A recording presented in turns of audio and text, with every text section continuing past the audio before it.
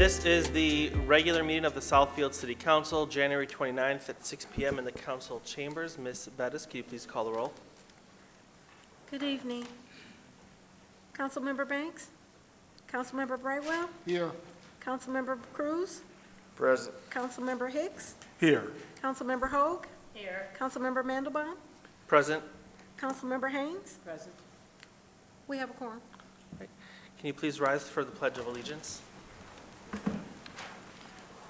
Pledge allegiance to the flag of the United States of America and to the republic for which it stands, one nation, under God, indivisible, with liberty and justice for all.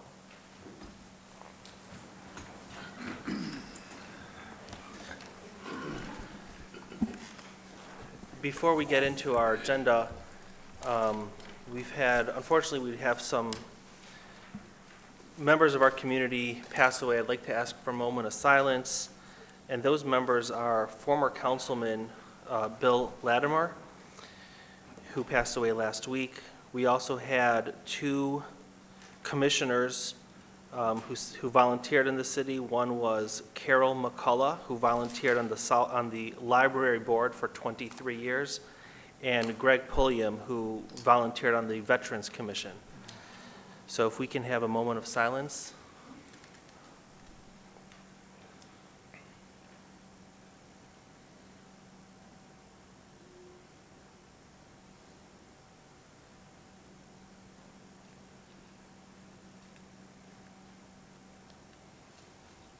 All right, thank you very much.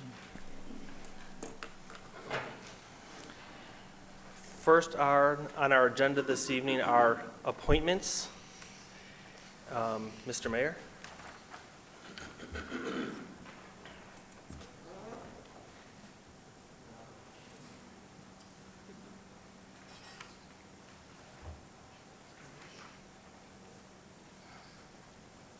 Good evening, Council. This evening I have 5 appointments that I'd like you to consider, and I'd like to call the following people up. Uriah Foster, I have not seen her yet. Michaela Beckford, who is here this evening. David Devocay from Contour Companies is out of town. Greg Easterly, General Manager of Fox 2 WJVK in Southfield.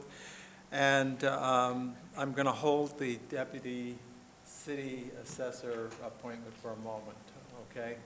So, Council,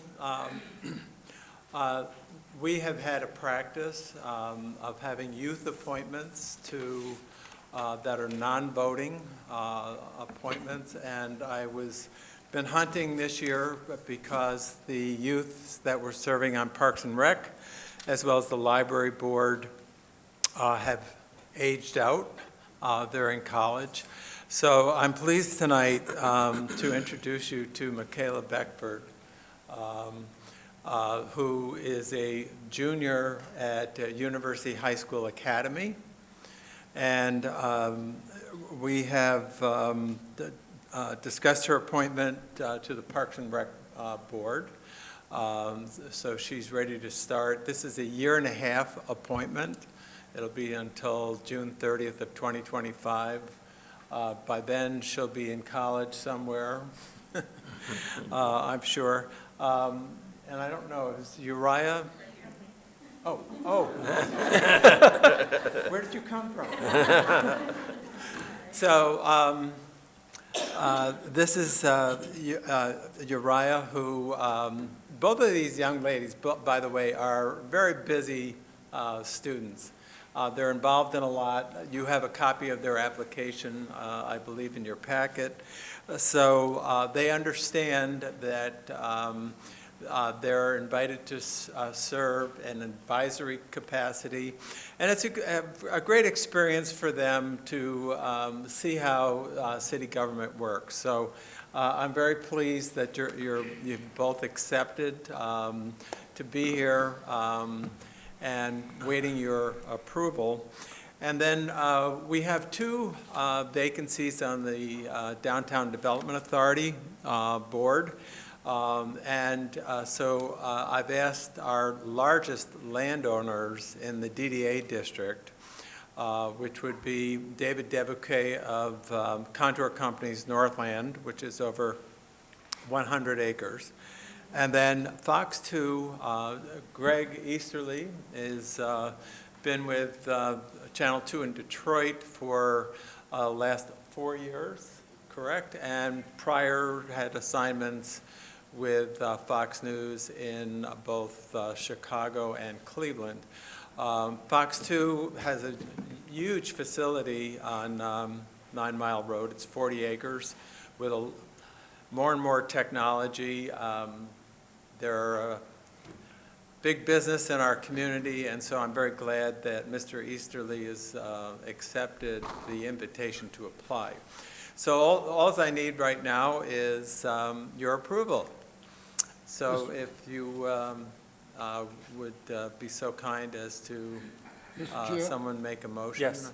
I move that we approve the appointments as presented, the appointment to the Library Board, the appointment to the Parks and Recreation Board, the appointment to the Downtown Development Authority, and the 2 appointments to the Downtown Development Authority as presented. Support.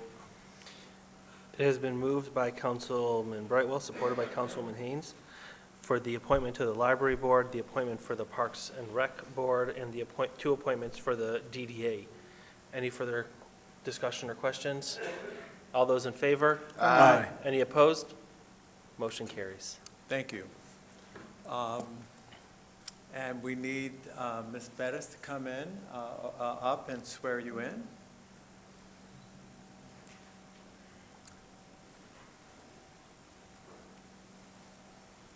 I've lifted this over here. I think we need to make an adjustment. Yes, is your mother or anybody here from your family? No, okay. Anyhow, Mom, you can come right up and, Bouncer. $5 to get through. Cover charge. All right. If you would face me and raise your right hand.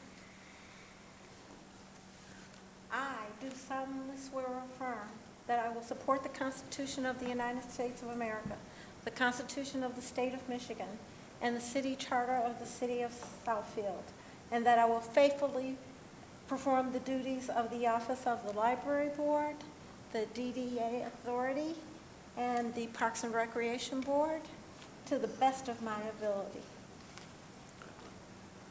Congratulations. Thank you.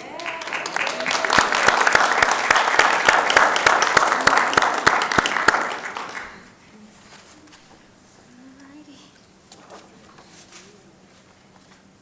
So Michaela, this is yours. And I need your pen. Mr. Easley, this is your, Mr. Mayor, are you going to have them come up? yes, our tradition is that you come up and meet the council. They'd like to shake your hand. So, sure. Ladies, take that. You want to get them signed up first, right? Okay. And Ms. Bettis, you're complete?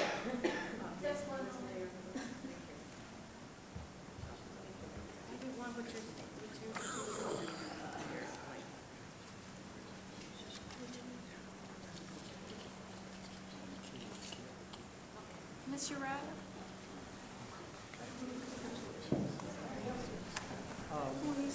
I Ms. sure Shields, did will. you want to meet your new commission? Okay. And right here.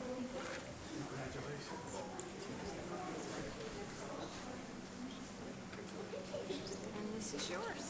Thank you. You're welcome. Yes. Should I stay here? Yeah, please. Oh, no. Oh.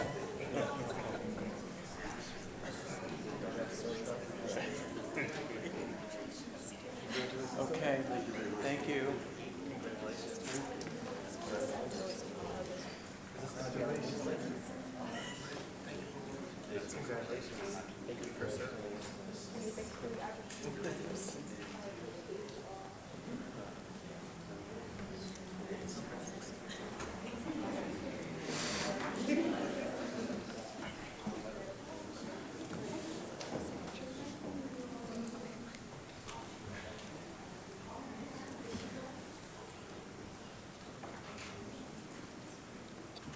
Thank you.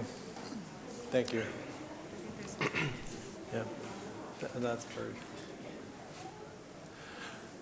All right, I have one other appointment this evening, and I'm going to ask our city assessor, Justin Perbelski, to come forward, and Trina.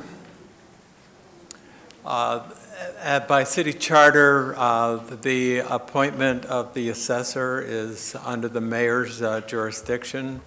So tonight, I want to bring forward a deputy for this position. As you may know, we've had a deputy assessor for a long time, but the position has been vacant for a number of years now. And so I'm very pleased to recommend this appointment this evening as we're a growing talent from within. And with that, I'll turn it over to you. Good evening. I'd just like to congratulate Trina on her appointment to Deputy Assessor. She's worked with the department for 7 years and has taken on a leadership role with the department, continuing to excel in her assessing duties and achieving her certifications. She has the skills and education necessary to become the Deputy Assessor, and I know she'll continue to be a valuable asset to the department if you appoint her. Thanks. Mr. President, Yes. I move that we confirm the mayor's appointment for Ms. Trina Urban as our deputy assessor. Support. It has been moved by Councilwoman Hoag, supported by Councilman Cruz, to approve the appointment of the Deputy City Assessor, Trina Urban. Any further discussion or questions? All those in favor? Aye. Any opposed? Motion carries. I don't think you mentioned that she's working on level 4. You know, there are levels of certification to be an assessor. With our high-rise buildings, we really need someone trained in level 4 account or assessing. So we're very glad to hear that. And Ms. Bettis, we'll let you.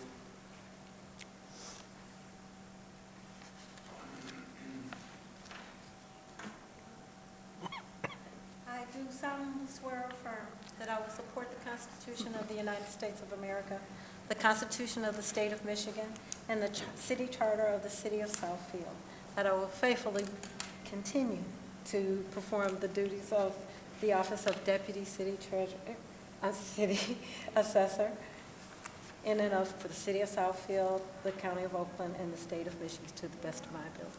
I will.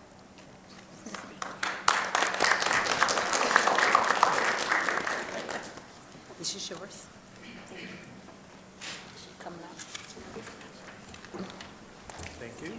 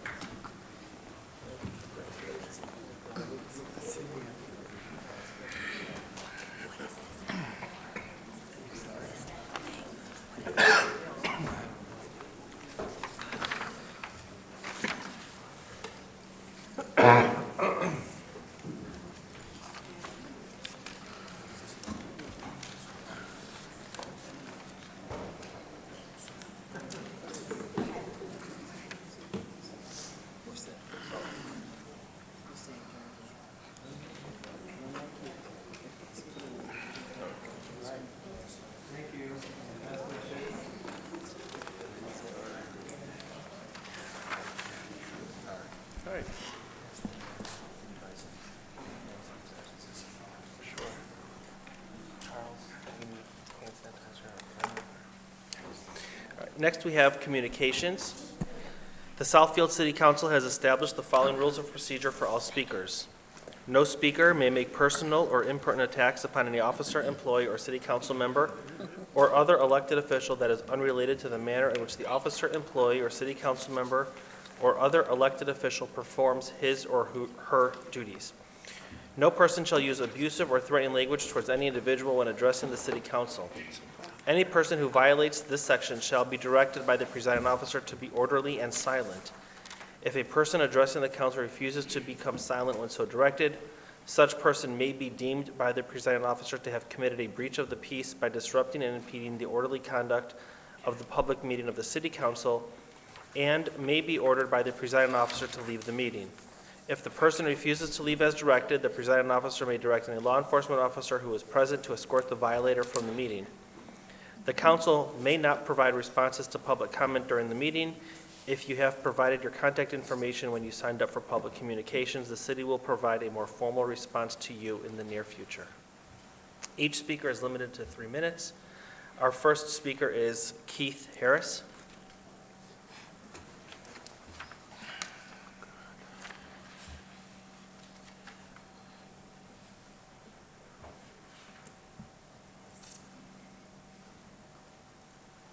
How you doing today? My name is Keith Harris, and quite sure y'all missed me, but I've been busy. You know, since the last time I seen you, since I wrote my paper about the voting rights, I've been to Grand Rapids. I've been to a few places here in Michigan. I don't know how my paper got around so much, but people really loved it. So after going to Grand Rapids and watching how they did a call for action in Grand Rapids with African-American people, so we're deciding to do that here in Southfield. When the governor gave her speech the other day, a lot of people was meeting at bars or with their, districts and everything. We met with about 24 organizations, and they invited us in because everybody want to know what's going on here in Southfield with the housing, with the $37 million. Everybody's saying, okay, we coming. So we're putting together something. I want you to be aware. We coming hard, we coming strong. We asking young men, diverse. This is a diverse group, black, white, and all different ethnicities. But they understand what's going on in this city. And I am so proud that people are now hearing us. We're going to hold this city responsible to make sure every member who lost their homes get their money for their homes. We're going to make sure that the taxpayers should not have to pick up the cost of what this city done, not all of Oakland County taxpayers anyway. We have worked very hard to get the word out, and I am so, so proud, especially of these young African-American brothers and sisters. And we also found a young group of people who want to do a documentary on what's going on. Why is we the only race of people that always got to repeat history?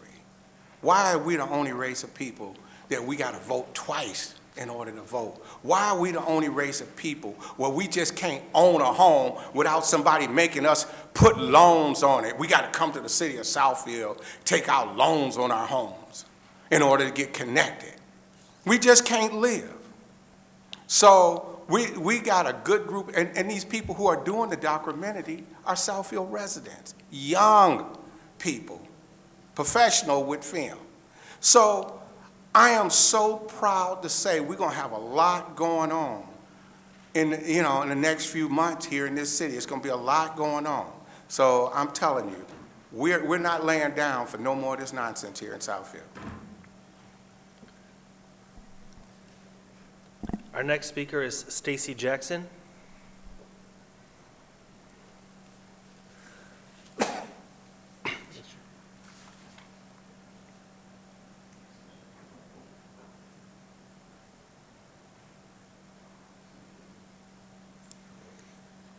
Good evening, Stacy Jackson, Southfield resident. I had about 4 concerns that I'd like to present, and I'll start with the smaller ones first.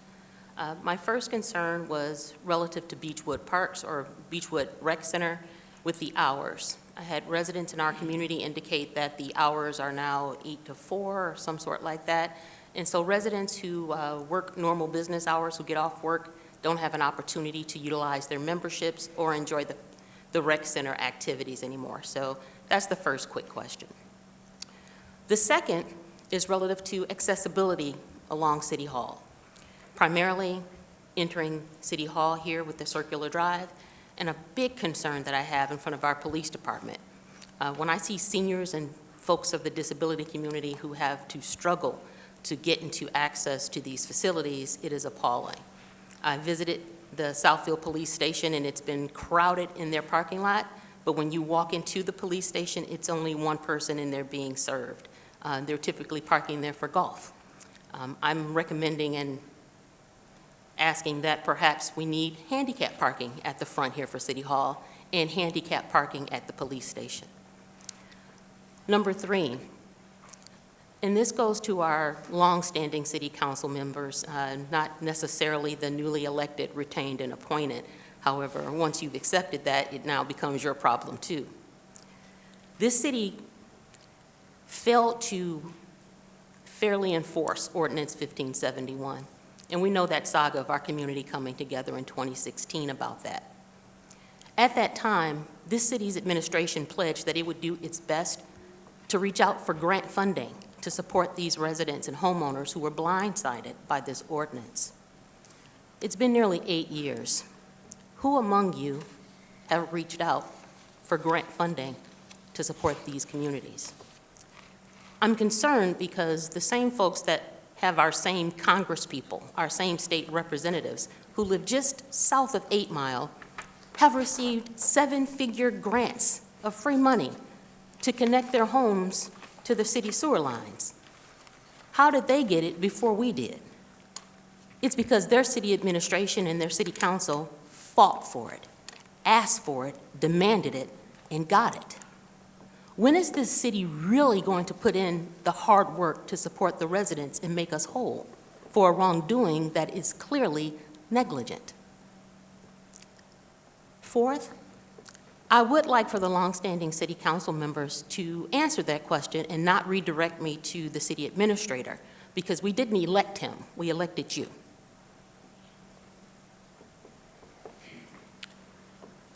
Our next speaker is Paula Wright.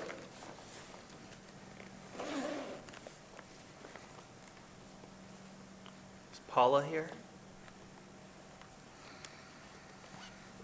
All right, our next speaker is Greg Keeler.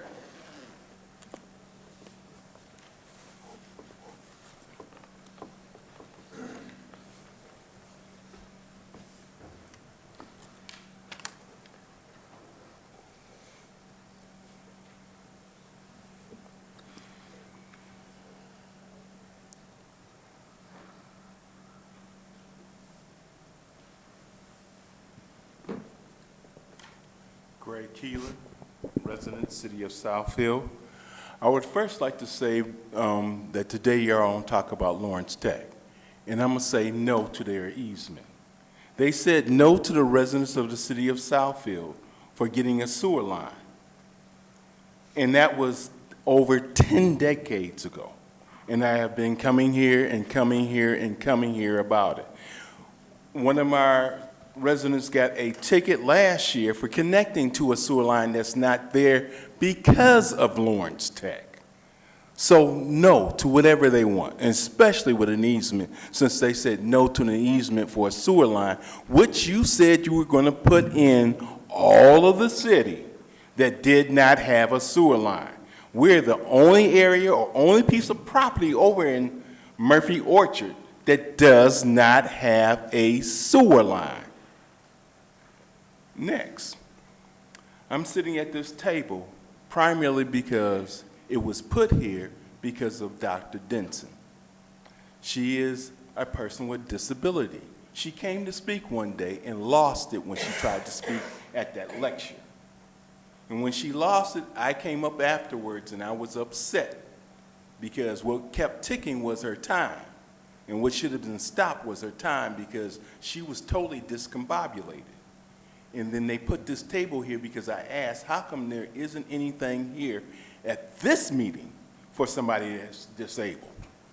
Let alone the fact that you can't get into the building. Let alone that Mr. Cruz said, I have a hard time getting in last week, and it would be nice to be able to get into the building. You would think that even for yourselves, even though y'all might not be thinking about the residents coming to your meeting and putting a stumbling block or a disability in their way, that you would do it for a council person.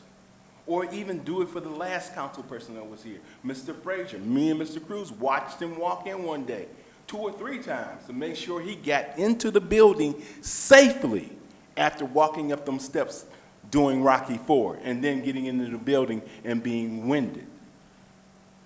We have had different people here that have been on crutches and this and that, and have had a hard time coming up and into. So please, Ms. Holt, put the group together. There's going to be some changes to the ADA, and it's going to have some teeth this time, primarily because of this poster child right here and their lack of disrespect for people with disability. The lady that was sitting here that this table was put for, she wouldn't have spoke for disability people with the city of Detroit and their employment. She also then put together a thing talking about people Your time is up. with visible and invisible disabilities. And you don't know who has a disability Your when time they is come up. here to this building, even though you got one right there that you don't really care about. Our next speaker is Pamela Gerald.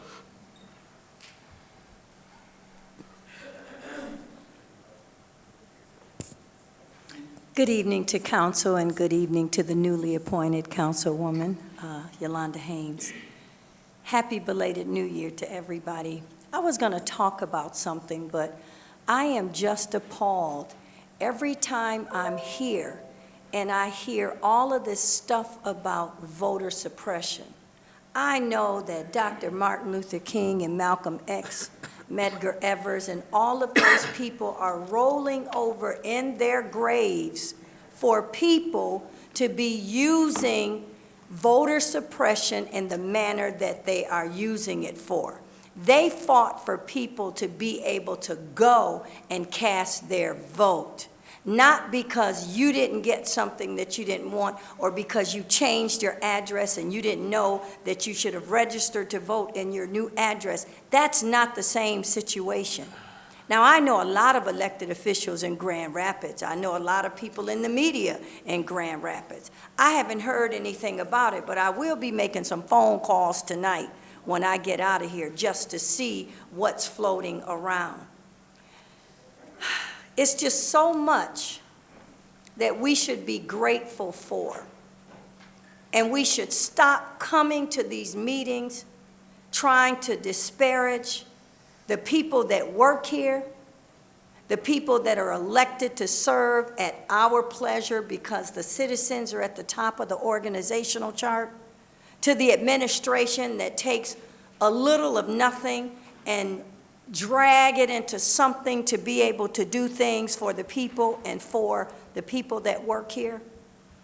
If you have a solution and you can suggest your solution in the most respectful manner, by all means do so. But you've heard that expression that you will always get more flies with honey than you do with vinegar. And I'm so sick and tired of seeing the vinegar come up to this podium. Now, as far as the handicap, you're not the poster child, Mr. Keeler. I fought for this many, many years ago, and I fought to get the doors that are handicap accessible.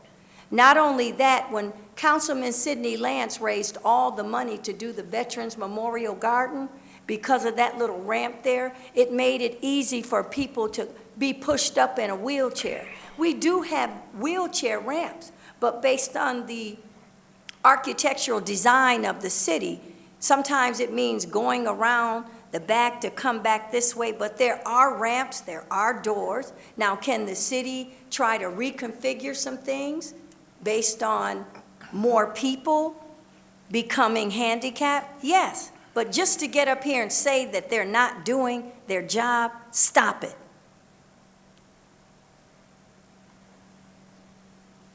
That concludes communication. Our next item is a presentation. Our next item is a presentation of recognition for our city planner, Terry Crode. Mr. Mayor?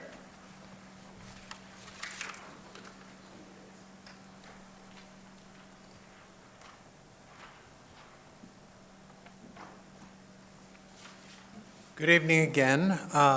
In your packet, you will find some background information regarding an award that was presented at the end of 2023 to our planner, Terry Crode, from the Michigan chapter of the American Society of Landscape Architects.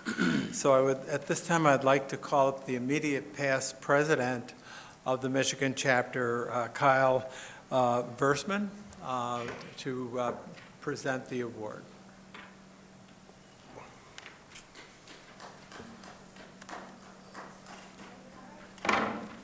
Well, thank you to the mayor and to the city council for this time today. It's with a great honor for me to be here to present this award to Terry. Just wanted to take a few minutes to explain the award and why he's receiving it tonight. The Michigan chapter of the American Society of Landscape Architects is a professional society of landscape architects, as you can imagine, whose purpose is the advancement, knowledge, education, and skill in the art and science of landscape architecture as an instrument of service in the public welfare. Many of us professionals donate our time and a lot of effort goes into promoting the profession outside of our day jobs. And Terry has exemplified this in the many years that I've known him as a chapter member, in particular with his leadership for our Introduction to Landscape Architecture Summer Camp, which he's going to talk about here in just a minute. As the immediate past president, Terry was awarded the Distinguished Member Award last year, and I just wanted to read real quickly what we award this for. This award recognizes a significant Michigan ASLA current or past volunteer that makes contributions to our society through volunteerism and education. This individual gives time and resources year after year and encourages others to volunteer within the society and the community to enrich the profession of landscape architecture. Terry's really exemplified leadership in our profession, not only through his summer camp, but in his involvement with our Diversity, Equity, and Inclusion Committee and our Michigan Chapter ASLA Foundation, which we started about 4 years ago to promote more diversity in our profession and to provide resources, both financially and otherwise, education, other ways, to underserved demographics of the population, introducing them to landscape architecture. And Terry's been really instrumental in that effort. And so it's my pleasure that I present our 2023 Distinguished Member Award to Terry Crode.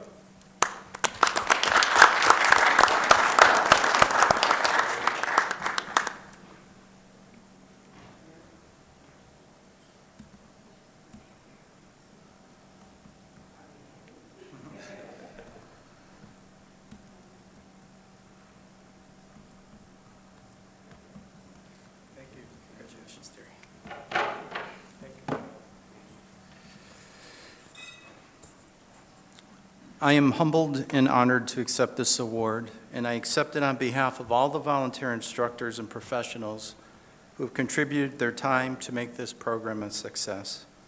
I would like to thank the Michigan chapter of ASLA and Kyle for the nomination. Further, I'd like to thank Lawrence Tech University, our town and gown relationship, for providing the venue for the summer camp, the City of Southfield, and the Southfield City Center for their support. Specifically, I would like to recognize a few of the volunteer instructors and planning team that are here tonight, especially Kyle Versman and Joni Slusky from the Michigan ASLA chapter, Dolores Flagg, our chair of our Arts Commission, who has volunteered the last couple years, Suzanne Hanna, our sustainability planner, who has acted as project coordinator and liaison between the city and Lawrence Tech, and Sarah Malali, our assistant city planner, who was our graphic designer for the T-shirts, programs, and certificates. After the tragic death of George Floyd on May 25th, 2020, I looked for ways that I could help the national conversation on race relationships. In the fall of 2020, I joined the Michigan ASLA DEI Committee and the Partnership and Outreach Subcommittee. One goal of the committee is to introduce BIPOC students to LA and urban planning profession. As many of you may know, landscape architects design parks, campuses, plazas, trails, and more. In this hands-on design studio, students have the opportunity to design their own unique teen park. Students are introduced to a variety of built projects from leading landscape architects and design professionals, experiencing some of these spaces on campus in the city of Southfield and Detroit. Participants have fun learning research, hands-on design, model building, developing concept plans, and leave with a certificate and a unique T-shirt. One notable landscape architect that you may be familiar with is Frederick Law Olmsted, father of landscape architecture and designer of Central Park in New York City and Belle Isle in Detroit. I just have a brief PowerPoint just to highlight the summer camp for the last 2 years. So each camp is either 3 or 5 days long. We've had 15 student participants to date. We divide them up into 2 or 3 design teams so they can learn to work together. We have site visits and tours. We have instructor feedback and final presentations. And then on the last day, students are evaluated, given a T-shirt and certificate of completion. Our camp project for the last 2 years have been developing a teen park at Carpenter Lake Nature Preserve where they can learn about sustainability, art, landscape architecture, community planning, and park design. This is some photos of the 2022 camp. We took them down to the Detroit riverfront. They saw Campus Marsh. They walked the City Center Trail. Dr. Hubert Massey was another volunteer, and he talked to them about art projects, collaboration. And we had over 15 design professionals plus planning staff that volunteered their time throughout this week's class. I also wanted to note that our first class never even heard of landscape architecture as a profession. And we're proud to say that one of the students that graduated through the summer camp enrolled in landscape architecture last year as a freshman. We made some progress by 2023. We had a student from Brooklyn, New York, and 3 students from Chicago join our program, in addition to all the students from Southeast Michigan. 3 of the students had heard at least about landscaping or landscape design, and a few of them were excited to participate. The one thing I will say is, the first day they come in with their hands in their pocket and their heads down, or they're looking at their cell phones, a little bit confused about what's happening. And by day 5, you could see the pride and the ownership of their design. They learned public speaking, they learned to work as a team, they do design and research, and they go away with a sense of pride and a little bit of excitement about at least exploring landscape architecture as both an opportunity to go to school or possibly a profession.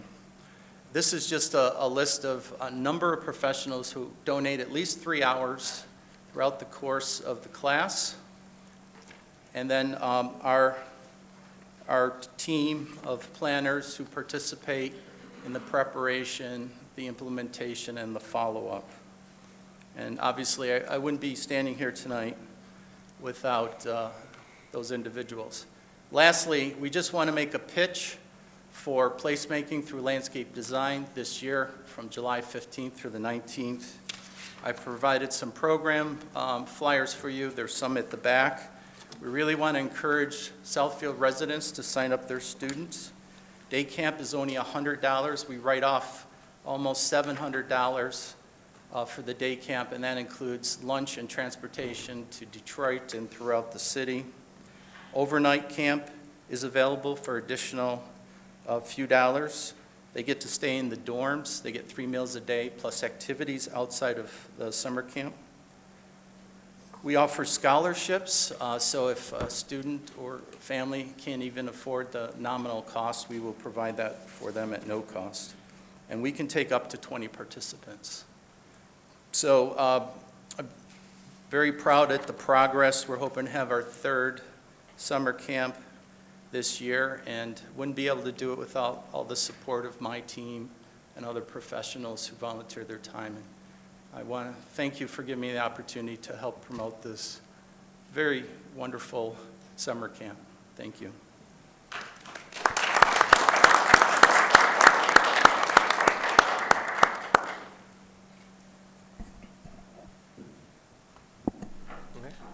Thank you. All right, we'll continue moving on.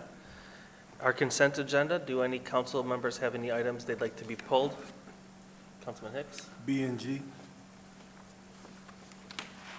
Okay, and Mr. Councilman Brightwell? Item G. Okay. So why don't we discuss those? So the first is the lease renewal for the courthouse, and you had your question? Yes, thank you, Chairman Mandelbaum. Couple of questions on Code House. How long has the city leased this property? This is the 4th year. Who pays for the maintenance for the property? Primarily the city. Is there a long-term plan for Code House, or are we going to continue the leasing? Leasing is not the long-term plan. We are researching possible sale of the Code House, although that has not been proposed to council or formulated as a plan yet. The idea is to put the building into use while it was sitting vacant to prevent further damage and garner some revenue. And Mr. Macrino, maybe because we have some newer council members, to go through why we decided to lease it and why the city still takes care of some of that maintenance, if you don't mind. Well, primarily the Code House sat empty for 20 years. So we encountered the same problems you would have with any property sitting empty. We had leaks that weren't found until late. We had animals that got into it and caused damage over some time. So eventually we started actually inspecting it on a weekly or bi-weekly basis, depending on the weather. The idea was to get a resident in there to prevent the damage, have someone keep an eye on the property, and defer some of the costs. As far as the actual cost of the building, kind of hard to compute, because at the same time we started leasing them is when Mayor Seibert came to us and said, you know, the heat in the building is so uneven that we need to turn the heat up quite a bit because we're cracking the plaster. So actually, a lot of the cost of the utilities we'd be paying anyway, because it's not the type of building you can just set to 50 and leave it. If you set it to 50 and leave it, it's going to be 30-something in some of the rooms. So it's very hard to compute a fair cost. The one thing that we do know increased was water, so the resident does pay the water. Thank you for answering the questions for Code House. I did have more of a general question. How many other properties does the city lease similar to Code House? We lease out the former fire station on 9 Mile, just the apartment half, and then we lease out the Simmons house to our congresswoman. And only a portion of that house. Thank you. Mr. Chair, maybe I could, especially for newer members of the council, the Code House dates back to 1850s, I think 1855. George Code was a farmer here. He owned quite a bit of land on what's now Civic Center Drive, originally 10.5-mile road. The home is a model of my old Kentucky home. It was actually manufactured in New England, and it was a catalog house, and it was sent here in pieces. George Code also had ties to the Grand Trunk Railroad, in Michigan. And so the home was purchased after 5 decades of the Code family living there. The city council purchased it, I think, 30, 40 years ago. At one time, we did have the city administrator, a former city administrator living there. We've used it for a number of historic events in the city. We could never prove, we'd never prove it, but it was rumored to be part of the Underground Railroad in Southfield, which we have established. The church next door, the pastor was an abolitionist tied with the whole Underground Railroad movement in Southfield. So that the house has got some significance that we felt was worth saving. We have talked about possibly moving it to the historic district and selling the property, taking it down to the Berg Park. But of course, funding is always an issue. So it is a significant. It's one of the oldest still standing structures in the city. So a guy like me thinks it's worth saving, but obviously it needs to be put to use. Thank you. Any other questions on item B, the Code House lease? All right, and then item G. Thank you, Mr. Chair. Couple of questions. Who provides, I'm sorry. I'll wait for you to get there. It's a tag team. Who provides the service today for sending out water bills? It's a company called Cebus. Okay. They unfortunately decided and sent us a letter saying that they were not going to bid this year. They didn't give any reason other than, gee, golly, thank you for the years of service we've been able to do, but we're not going to submit a bid. How much did we spend last year? Approximately the same amount as we're asking now, about $100,000 with postage. Okay. And you probably already talked about this, but have you ever explored paperless billing? I mean, because I know for me personally, I've been paying my bill, electronically for. We've had paperless billing for a couple of years now. We're trying to increase that. It's a convenience for the customer as well as us. It's just not hit the penetration we'd like to see, but it is something we constantly push because of the savings for both. And you don't have to worry, it's Monday night and the bill is due, you could just get on the computer as opposed to, well, I got to run down and mail a letter and then call the city. So yeah, we've got penetration at about 8% on paperless. We'd like to see over 50. Thank you, sir. And to piggyback off that, if you go to the city's website, I think even on the bills for a while, it did say to request paperless billing. You would send an email and the city would set it up for you. Could that be put on a statement? I believe it was on the statement at one point, Yeah. but that is something that I believe we could add. Okay, thank you. We're also working closely, we were working with the treasurer's office who was trying to get a system where you could go to like cash and carry or something and pay your bill there. They unfortunately wanted exorbitant fees and we pulled away, but we're always looking for ways to make it easier for the customer and save money for the city. Thank you, sir. All right, and Councilman Brightwell, you also had questions on the billing? Yes, Chief. Mr. Rand, this interested me because in my prior life, I used to be responsible for billing for Southeast Michigan for AT&T, which came in at $100 million per month. And did you guys bake in the postage and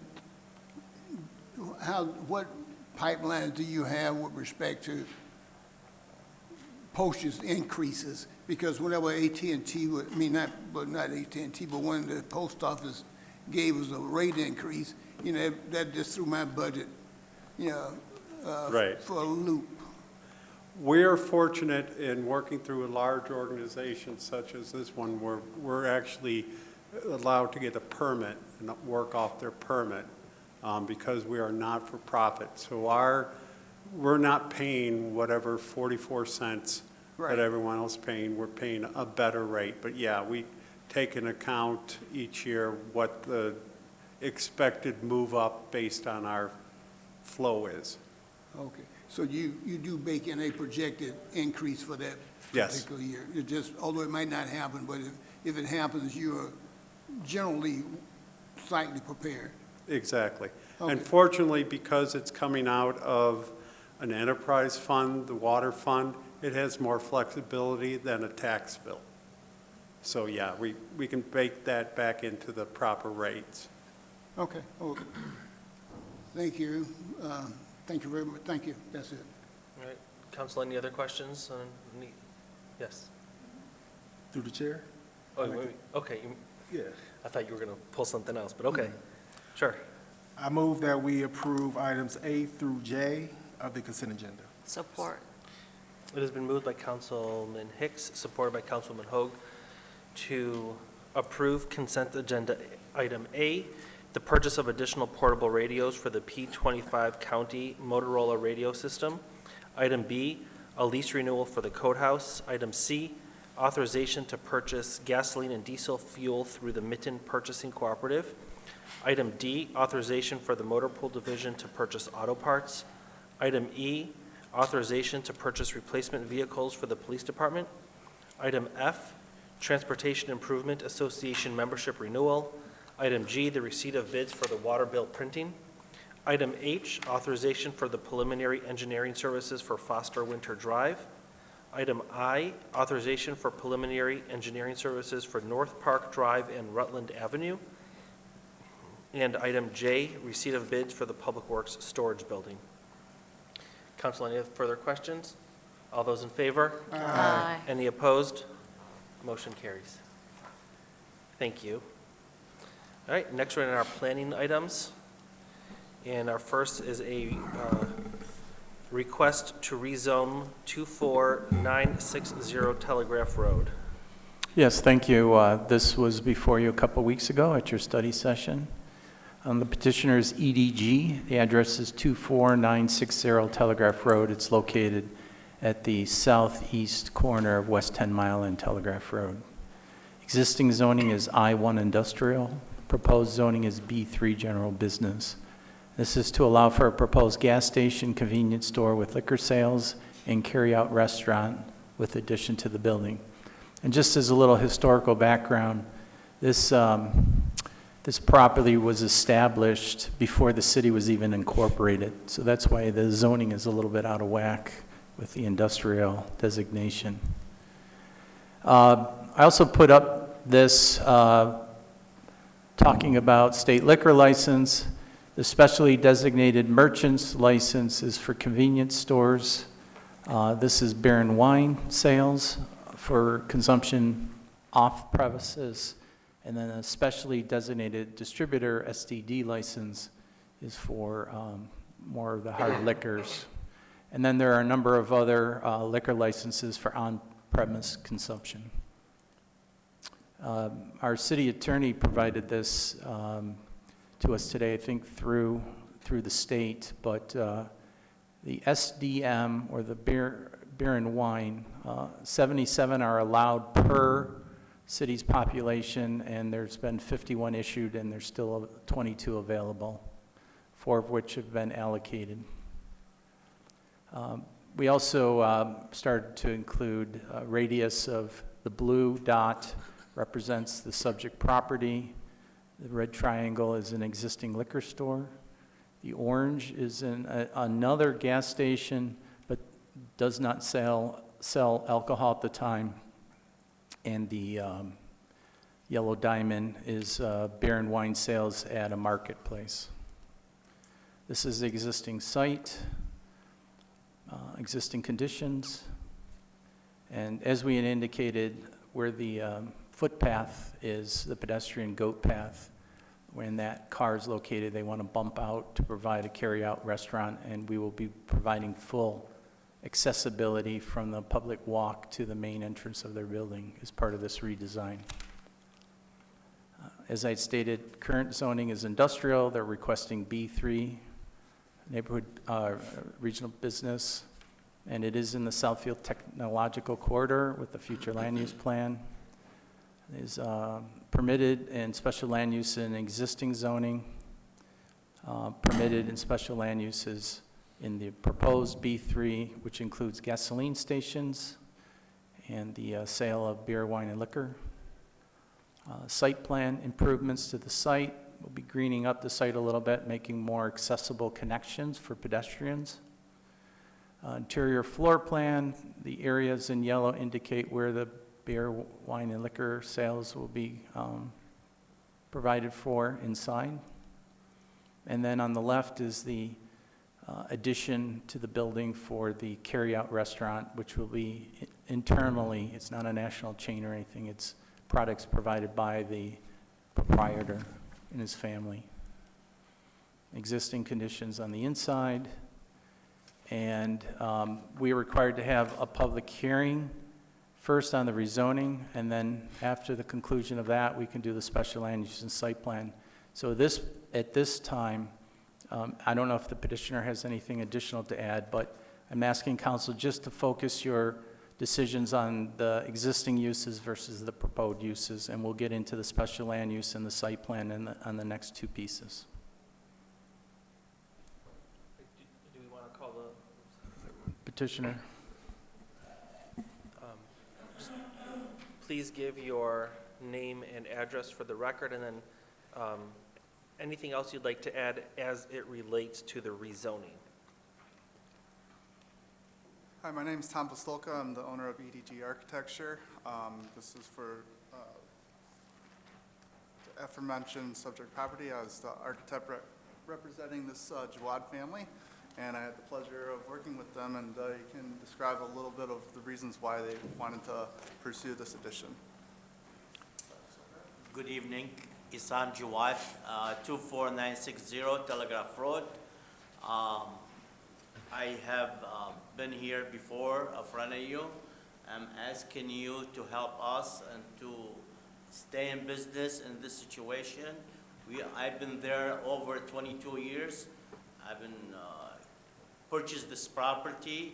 It used to be a very old station. It was 2 pump on this side, and it was small building in the middle, and another 2 pump on the side. I came in, I have a brand new building, and I have changed my tanks. It was 4 tanks in there. I took them off, I put a brand new tanks, and I spent really a lot of money. And when I started in there, my taxes for winter and summer, it was like $6,000. Right now, it's over $25,000. And I like to maintain to stay in this city of Southfield. My customer, they've been asking me to have small, like a small restaurant where customer they can come and purchase like a hot dog or a pizza and like fill in their gas and driving and eating the hot dog or whatever they do. It's like convenience for them in this situation.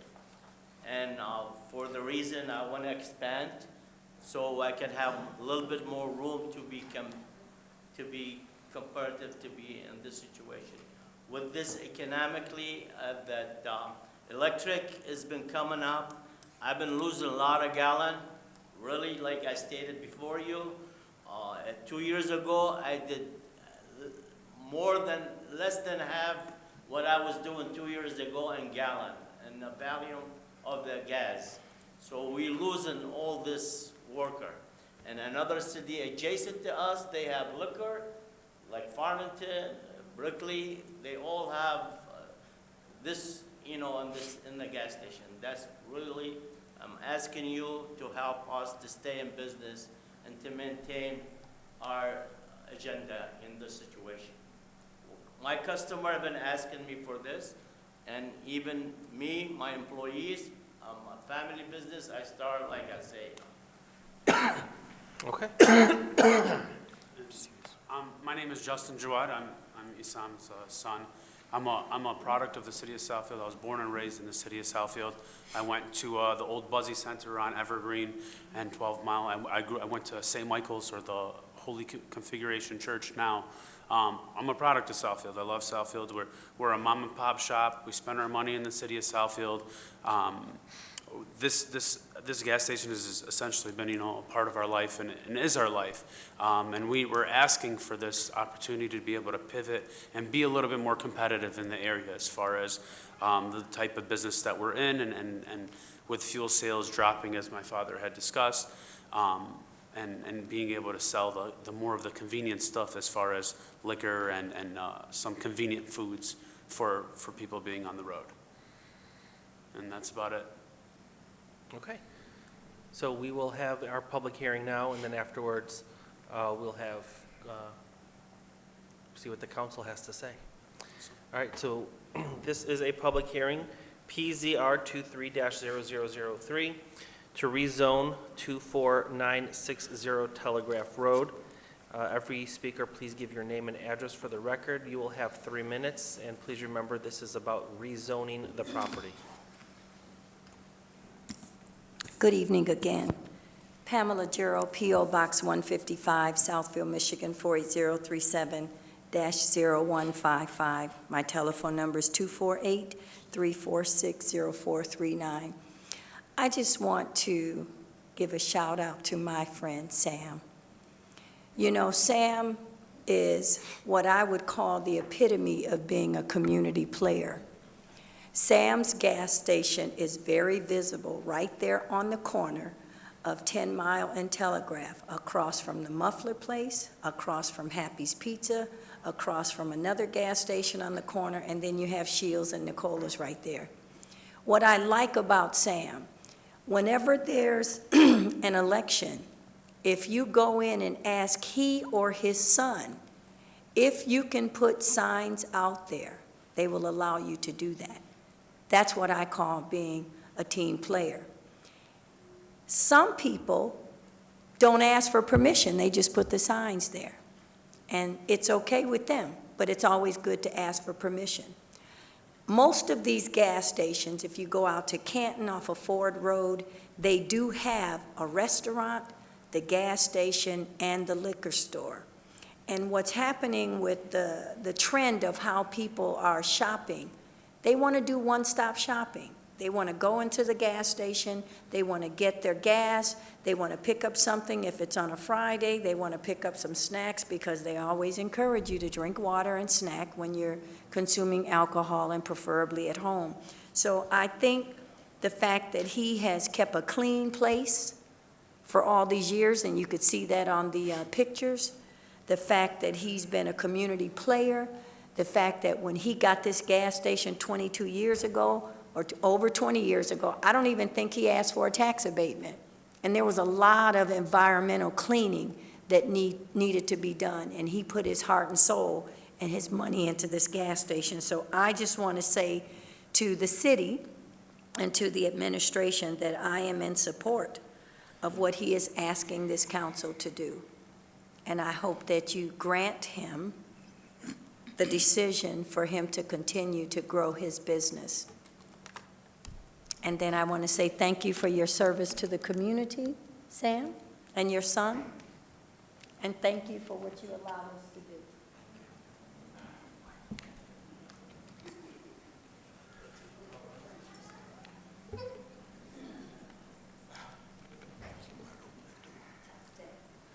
It ain't nothing to top, baby.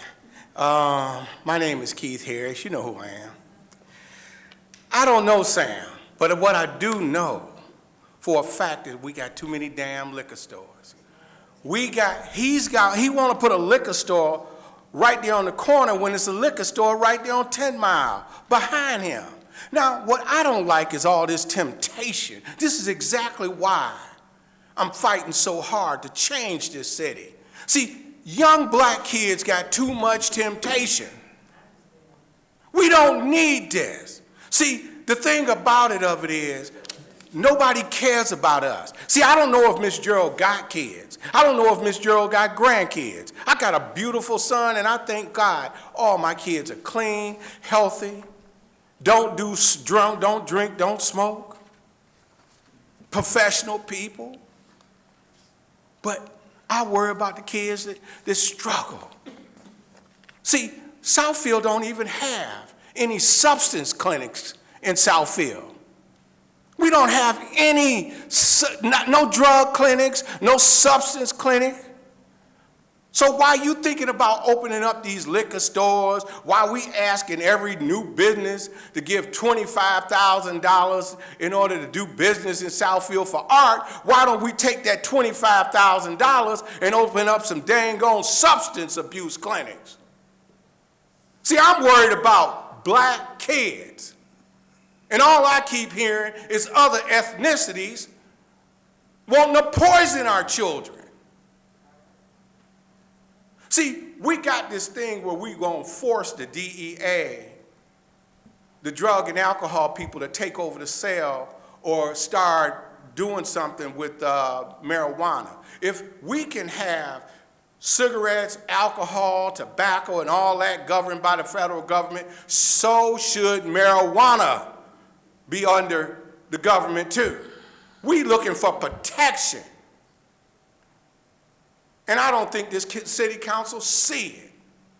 Troubled kids, what do they turn? They turn to beer. Then they go from beer to alcohol. It's too much. We got too much weed. We got too much this. She think this is a joke, but I feel sorry that she ain't never been blessed with a child. I feel sorry. Because the best blessing I ever had was my beautiful babies. The best blessing I ever had is my beautiful grandbabies. And I feel sorry for anybody up here black who don't understand me. I'd like to remind everyone to please be courteous to the speaker.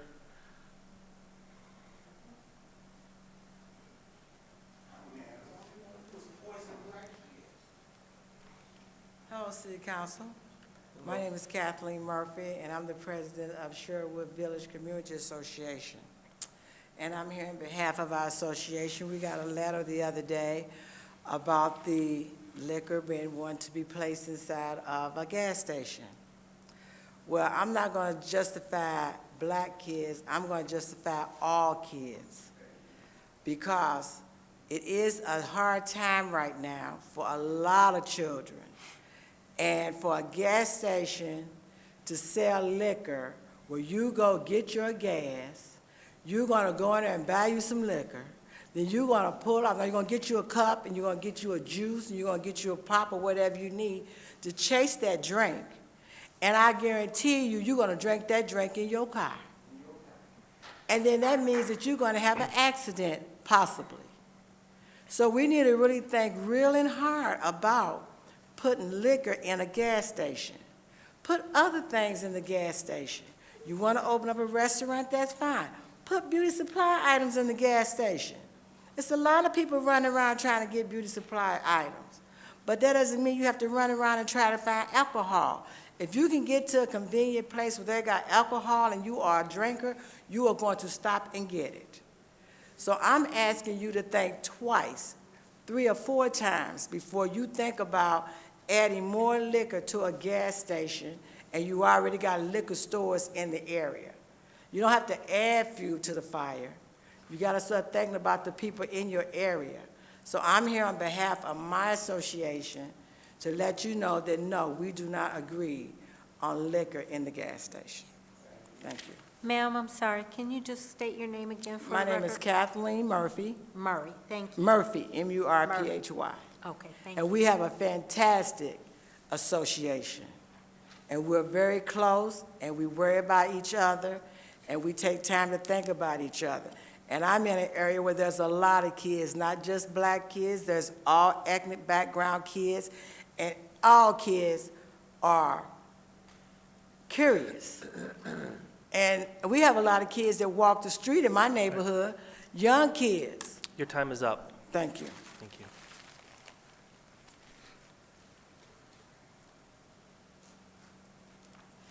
Is there anyone else who would like to speak to this item on the rezoning request? All right, seeing none, the public hearing is closed. Council, do you have any questions on this item? Mr. Crowe, did you have anything to add? Just again, just on the rezoning itself, this is taking a non-conforming situation and making it conforming by going from I-1 to B3. All right. Council, what's your pleasure? Mr. Chair, Yes. as I stated the last time, I pretty much understand the competition in this industry, and this industry is changing, and our surrounding communities are changing. So I'm going to move that we approve the rezoning request as presented. Is there a second? Support.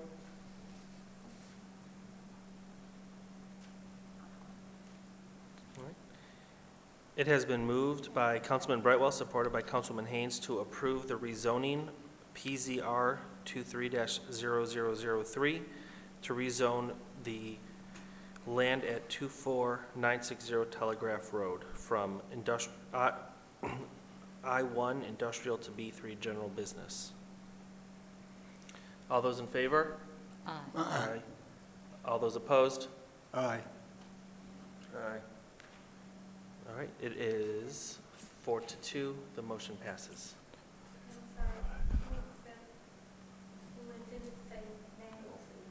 Nay? Nay.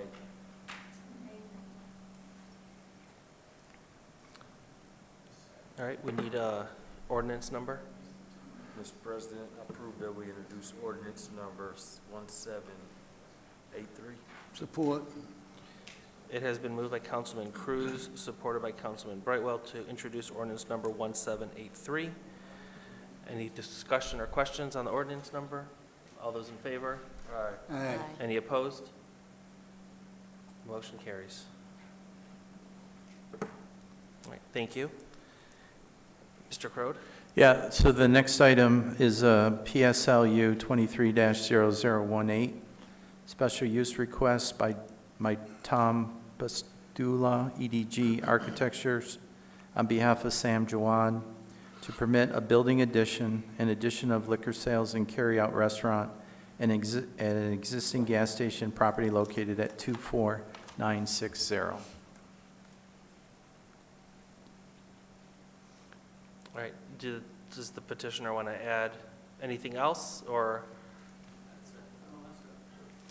All right. All right, so for the special use, this is another This is a public hearing. public hearing, yep. This is a public hearing for the special use request to permit a building and addition and the addition of liquor sales and carry out at the existing property. You have 3 minutes. Please give your name and address for the record.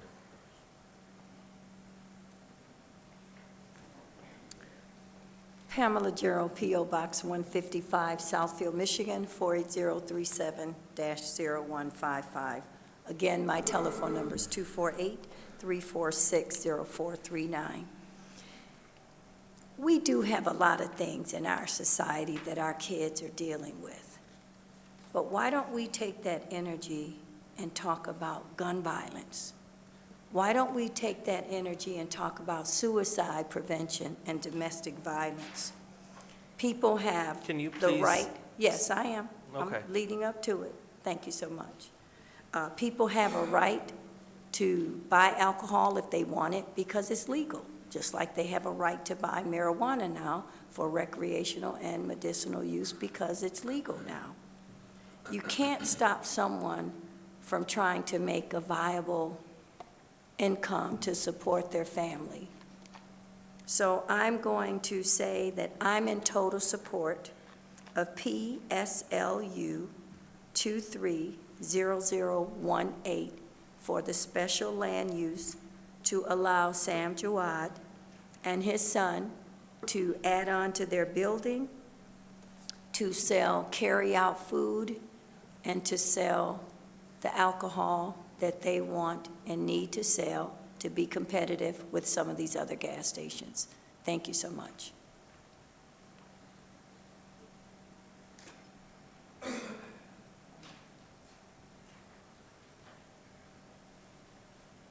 evening. Name is Trina, last name Baker, 21920 Beach Road. So I'm going to start by saying the youth right now, they have a lot of issues. They have social media influences. They have a lot of pressure. They have so much more that they're fighting than we did when we were growing up. The peer pressure of being able to go into a gas station and pick up some drinks, and you say, oh, well, they're not old enough. These kids are advanced enough to create fake IDs that can get them in and out of anywhere. So you have them go into the gas station, they start drinking liquor, then they go on to the next drug, and then they go on to the next one. So when we talk about alcoholism, we talk about not going to school anymore. So now we have another problem that we got to deal with. We talk about violence. We talk about the possibility of a young guy having alcohol in a room with a young girl. Now we got another crime because there's potential of, I'm not going to even say the word, but that. Then you have these kids running around with guns all the time. They got more guns than the police have. So now they are under the influence of alcohol with the gun. So now we have more gun violence. I have 2 grandsons, 11 and 8.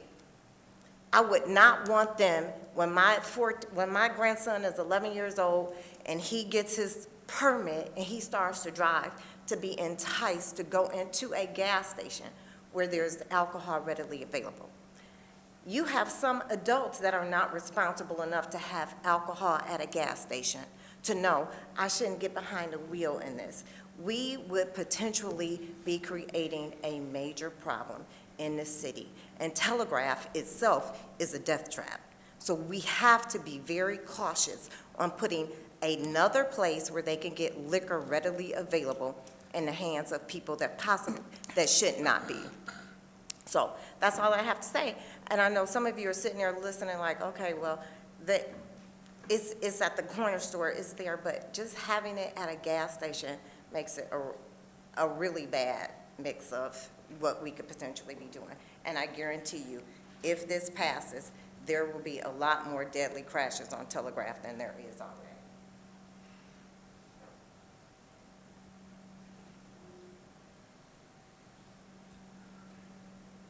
How you doing again? Keith Harris. I used to watch this autistic kid. He was grown, and he used to go up and down the street on 10 Mile to buy liquor. And what gets me, this young man died from alcohol poisoning. He drunk himself to death early. My nephew then had over 70 police runs to his house. Love my nephew, but my nephew then had about 3 DUIs. Most of his domestic violence issues was behind substances, drinking. His wife too. So I'm sitting here saying, you know, I mean, you're tempting people. You're tempting. And it's not fair. I'm not against him getting a restaurant or upping his game with his business, but are you going to close the liquor store right behind him is my question. Why do you need 2 liquor stores so close to one another? See, this is always the thing that they do when a city is majority black. Other ethnicities move into the city or they come and the first thing they want to do is poison the little black kids or the kids, period. I want to ask any one of them 3 judges up there when they charge one of these kids, where you going to send them for substance abuse? Because I want them to know it ain't the kid's fault. This is your guy. This is your fault. This is your fault. I want you to explain. This is exactly why we're doing this documentary and we're going after the black church. Because where is the black church at right now? The black church should be raising hell. Everybody should be raising hell. We like I said, we need more prayer. We need these kids to not have this kind of temptation, marijuana here, the growth of weed, everything. This is far too much. Far too much. And you're wondering why there's so many shootings of people acting a fool everywhere. You know, I'm just sad. I am so sad that you would put something like this through. And I'm hoping the residents are paying attention, because I'm telling you, we coming. We coming. You ain't gonna keep poisoning our children, not just black kids, white kids, all kids. And we're gonna stop these judges from making money off of our children because of y'all.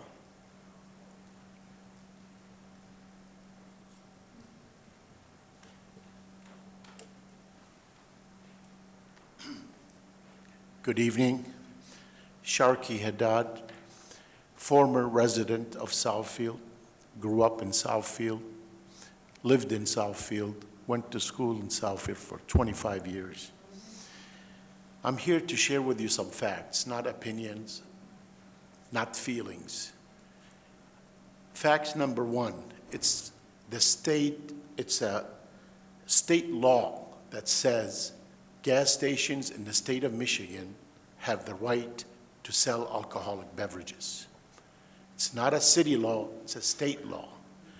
Fact number two, Southfield, which is the center of it all, and that was the phrase that came out when I was living in Southfield, and I celebrated that, and I still continue to say great things about Southfield because it is truly the center of it all. It's the only city in Oakland and Macomb County that does not allow the sale of liquor in gas stations. Fact number three, Berkeley and Farmington Hills Chief of Police both sent letters indicating there is no relationships between alcoholic sales in their cities, in gas stations, and an increase of alcoholic-related crimes. So all the cities in Oakland County that have gas stations that sells liquor do not have an increase in crime, alcohol-related crimes. State laws in Michigan are very strict.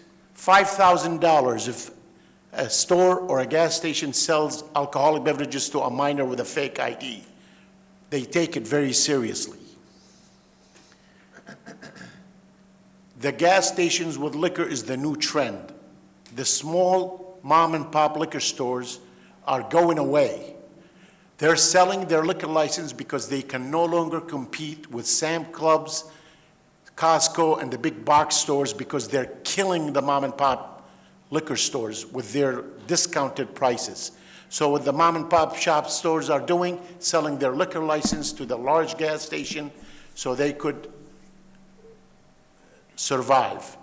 And the last fact is that the gas station that Mr. Jawad is asking for liquor in it is located on Telegraph. Most of his traffic customers are driving on Telegraph Road.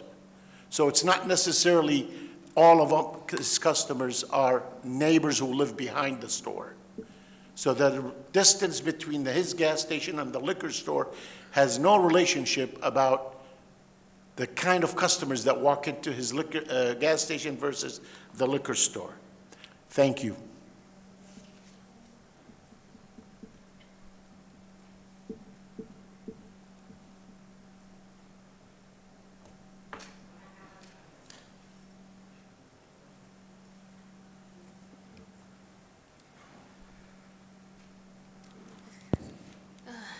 Stacy Jackson, Southfield resident. I am always moved by situations where the marginalization of a cultural people is not taken into consideration. I am a supporter of small business, and this is no offense to the business owners seated behind me. I stood against the idea of having liquor stores inside of gas stations, and I still stand true to that. The fact that we have something seated or basically positioned directly behind it, a full-fledged liquor store, is an oversaturation of a community. And while I have the utmost respect for our surrounding suburbs, their populations differ than the city of Southfield. So we know that we have a community that is marginalized. We know that they face this uphill battle with drugs, crime. Much of the city of Southfield's 46th District Court is filled with crime, domestic violence. Where do you think that stems from? Oftentimes, mental health, behavioral issues, and alcohol or some other influence. While I understand that small businesses are struggling, homeowners are too, with their families, protecting them, shielding them from these things. I think when we make decisions as city council and as city administration, the people of who we are and how we live and who we wish to be is always the priority. Much of the problems of the world is because we're focused on profit. Where's the innovation? You know, when I travel out of state and I go to stores, liquor stores, gas stations, you know what they sell? High school T-shirts to support their team. What else could this store or liquor store potentially sell, or gas station sell, other than liquor in the city of Southfield to get additional business? There's other things we can look into. Where's the innovation with that? It can't just all be liquor, weed. It can't. These other communities, while they have them, what they don't do is have them in such a close proximity. Who's doing the research on this for our city? Who's governing who we are and who we're expected to live as? That's your job to do. People over profit. People over politics. People.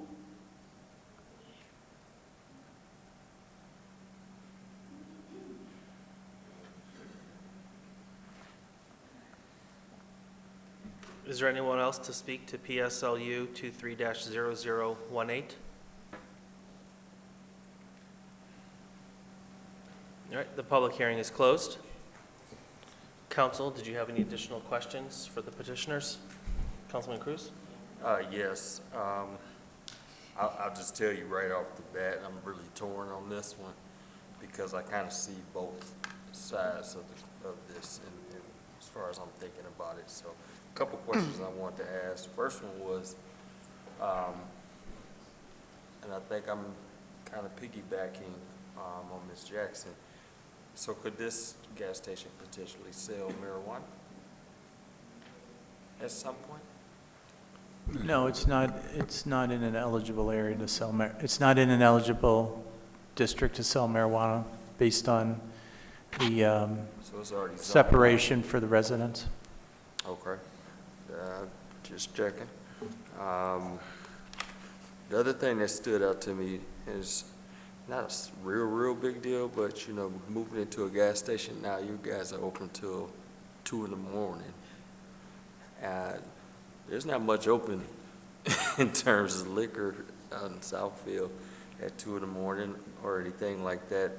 I think that it's a potential problem, especially, I mean, did you think about maybe 12 versus 2? As far as the sale of liquors? Yeah. So I mean, I know you can do it till 2, so I'm not saying that. I mean, in my honest opinion, I don't think it would make a difference when Myers is open 24 hours and selling liquor to the same extent. No, you can't sell liquor. I know, but I'm saying, like, they're open and they're available till whatever the state allows them to do, you know, us under those same rules. So if somebody has the intention of doing wrong or abusing something, they're going to do it. They're going to find those means, regardless if I'm there or not. Okay. It is. I'm just asking. No, I understand. For understanding. And through the chair to Mr. Cruz, yeah, the state prohibits the sale of alcohol from 2 a.m. to 7 a.m. during the week, and then they have to get a special license on Sundays if they want to sell from 7 a.m. to noon. Okay. Well, all right.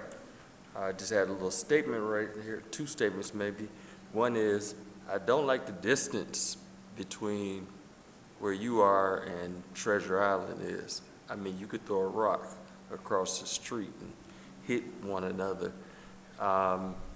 And so, again, going back to my tornness, and this is just a statement, but because I'm trying to think about what effect is going to happen on the people that just sell liquor. Now, if you start pulling people more so on your side, because people need gas, and if, like you said, if they do want to pick up something there, they're not going over there, they might as well get everything. It's convenience, right? And so, you know, I think it's, so that kind of concerns me, but, you know, we'll see how that works out. Am I able to address, oh, sorry to cut you off. Oh, yeah. So as far as our neighbors, we completely just like are in complete conversations. We're very friendly with each other. They knew that, you know, the city of Southfield was kind of going down this road. So they were completely okay with it. They're a specialty shop. They sell higher end stuff. They know their beverages, you know, they're a specialty shop. We're more of a convenience shop. We're not looking to put anybody out of business. The pie is big enough for everybody. It's just we're asking for our equal opportunity. Okay. Well, I'm not surprised you all can work something out because they're very nice people there, just like you are. And, okay, so you mentioned something about the time frame, and I have written down here, well, if people out here saying, you know, we don't want this, and that, you can go to any grocery store till 2 o'clock, so I'm kind of contradicting myself, but I was just asking about the time initially, but you're absolutely right. You can go in there. And I also wanted to mention that, at least from my experience, I've been there a few times, the gas station, the Shell gas station in Farmington, up there on Northwestern, I never see hardly anybody there. I mean, people come in and out, but they're not sitting in parking lots and drinking and nothing, and I'm sure it won't happen with you guys. You don't want that. And it's nowhere to park either. Usually, I shouldn't say nowhere, but parking is very limited, so you get in, get out, get your gas, keep it moving. And one of the the person that spoke earlier as to what he said, there's strict laws and rules, you know, for us to have this license. And we have to follow them. That's our duty to follow them. And that's what we do. Just like as we do with, you know, the fuel sales, you know, there's certain rules that we have to follow as far as maintenance and environmental issues, and the same thing with cigarettes. You know, liquor comes along with a lot of responsibility, and we carry that responsibility on our shoulders. So when we see somebody that's coming in that doesn't fit the proper rules, we do our job. That's the burden that falls on us. And if we don't, we either get fined and we lose the license. But we're going to do our duty to, you know, we're not here to, you know, hurt anybody or make it worse. We're just selling just the same way as the big box stores are. That's all we're asking for. Okay.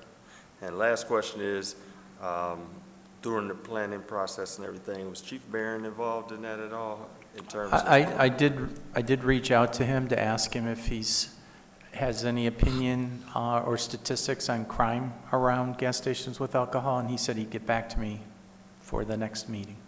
Okay. That's all I have, Mr. President. All right, thank you. Councilman Hogue? Thank you, Mr. President.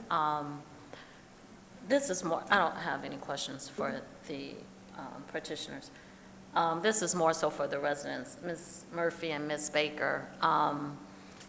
I just want to be honest with you because you came here. Now, this was presented to us before, and I thought we were all in agreement with this particular business because, one, it meets the ordinance of the city, and we, as the council body, we have to do what is fair, and we have to be consistent with every other business owner that comes before us. So that's the first thing I'll say. Next I'll say is that it was my understanding that the neighboring liquor store supports this particular request before us, but I just want to put that out there. I can't verify it 100%, but I know that's what was stated with us. But a lot of times you'll hear alcohol or beer shouldn't be sold out of a gas station because it could, accidents could occur. And that's just simply not the case. It has not been found to be true. In fact, it's more so the reverse. And I think someone has already mentioned it, where at the liquor stores, they're parked, they're sitting there, they're open. You really, and I grew up in Detroit, and so I'm only gonna say that where there's probably a liquor store on every corner.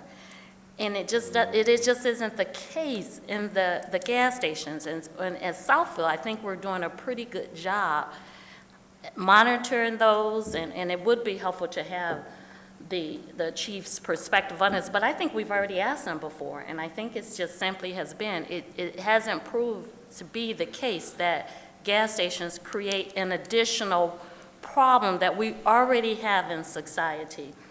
And then one of the things is that gas stations aren't going to advertise like the liquor stores will. Well, you'll have signs, liquor, and I was telling someone before, I can remember growing up, and I had relatives visit us, and I was like 12, and my cousin would say, well, we can't go in that store because it has it's a liquor store.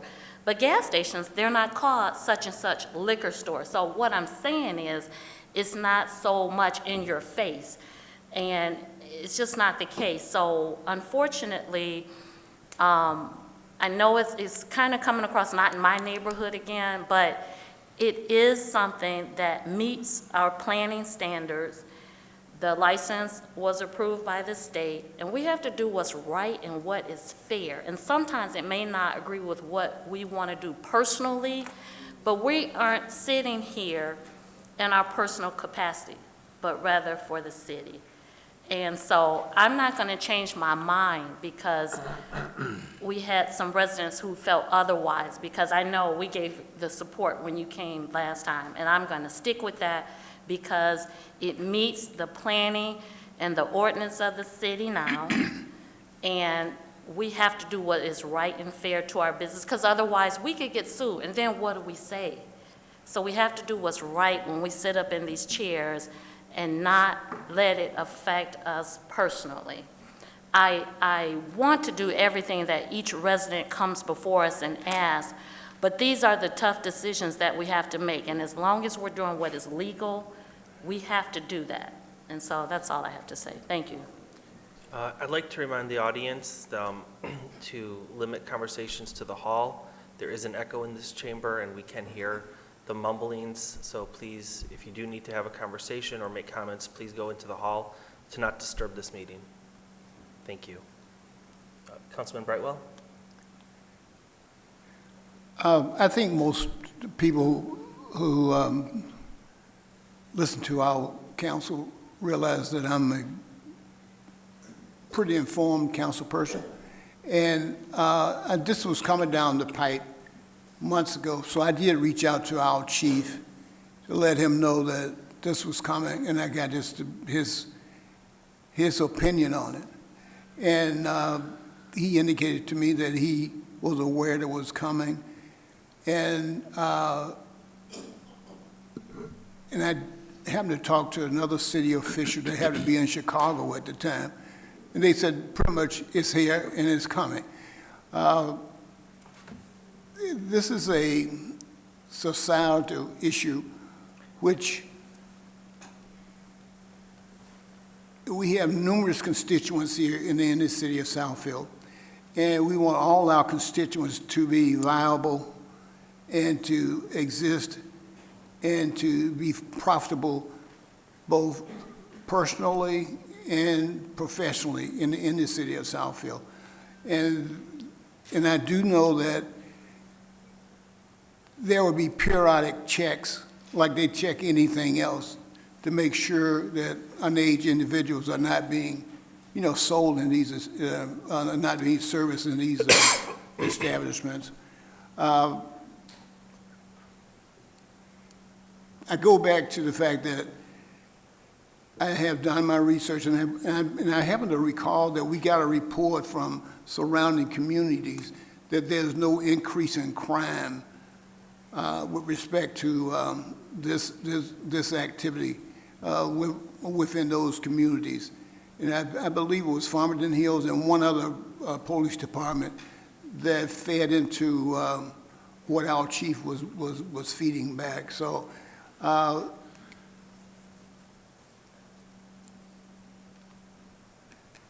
it's and I'll hitchhike a little bit about what our Councilman Hogue indicated. You know, there are numerous things that we had to deal with as council people, and one of my rock bottom philosophy is we want to serve our constituents. We have numerous constituents here. We're going to serve them to the best of our abilities, not to the detriment of anybody else or to another constituency. And they should all, you know, literally coexist. And obviously, when one is being swayed one way or the other, we would do corrective action. And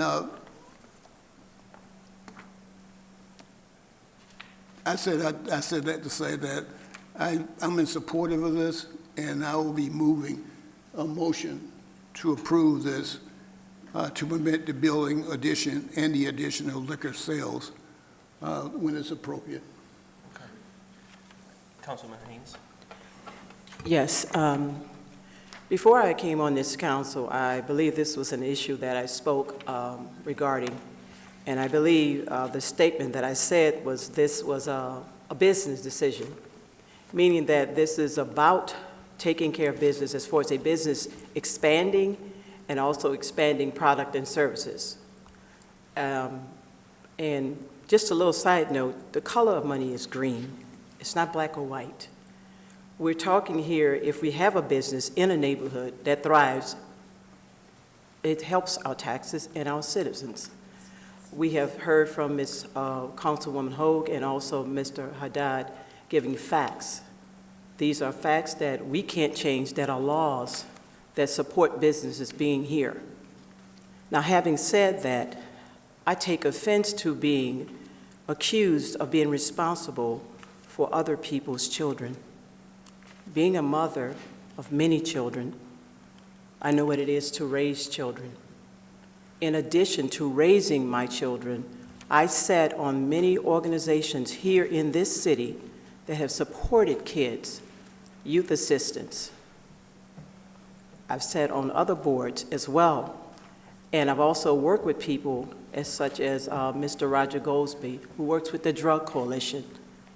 These are organizations in our community. If you have a heart and a passion for kids, you don't have to reinvent the wheel.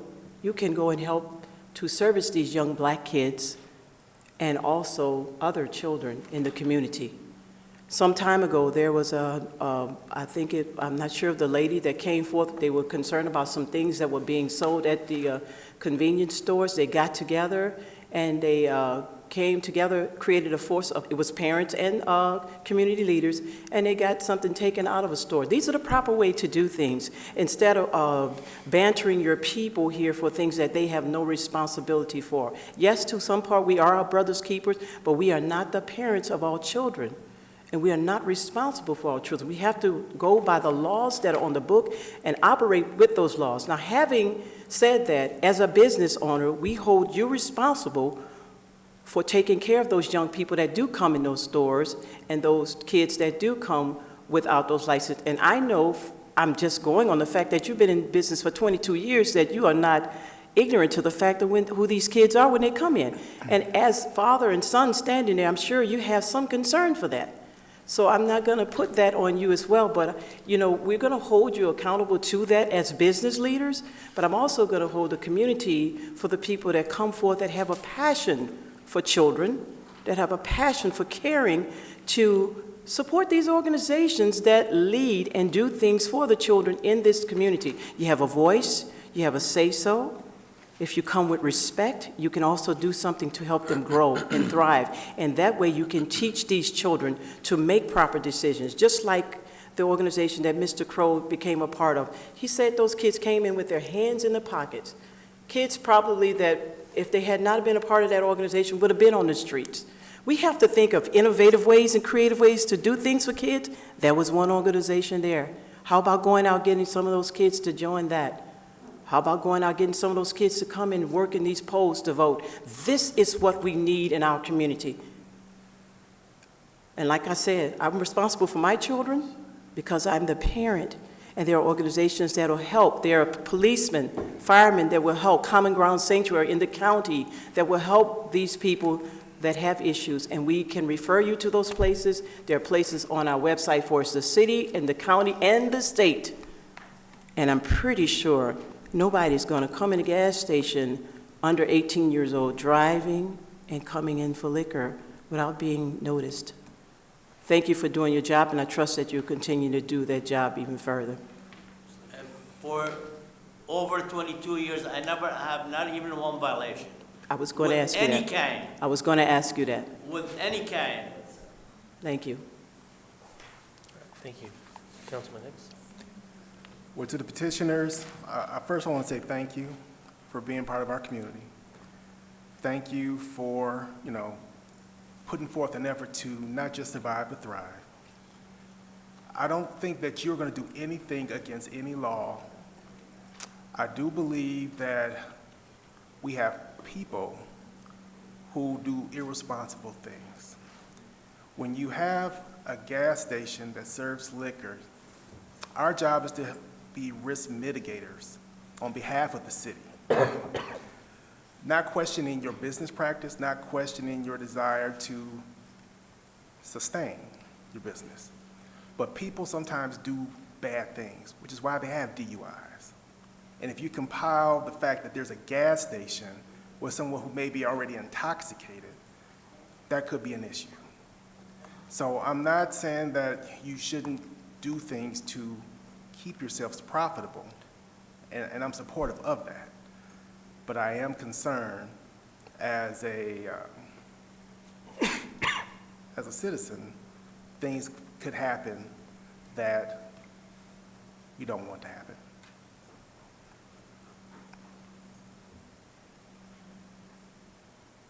Is that it? Right. Mayor Sauer? I just want to get clear on one thing. What are your current hours of operation? Right now, it's 24 hours. Okay, I've been 24 hours over 22 years. okay. And so that'll continue? Yes. Okay, thank you. You have another Yeah, question? I appreciate that because I was out one time and I ran out of gas and I did have to stop there. So, and it's a safe area. So that's really, seriously, that's important because if not, we got to drive to the next community. I don't want to do that. So, Many women, they come stop Yes. at the station. Yes. Just to go to the bathroom. wow. A lot of percentage of the women stay just to go to the bathroom and they grab one thing to go. And it's Like well lit. gum, something convenience, Yes. And they leave. Well lit and Because safe. I have easy access to get to the gas station, easy Yes. entrance. It's all video, it's all very, very safe. And if you're traveling from one community to the other, like someone said, it could be someone that doesn't even live in Southfield.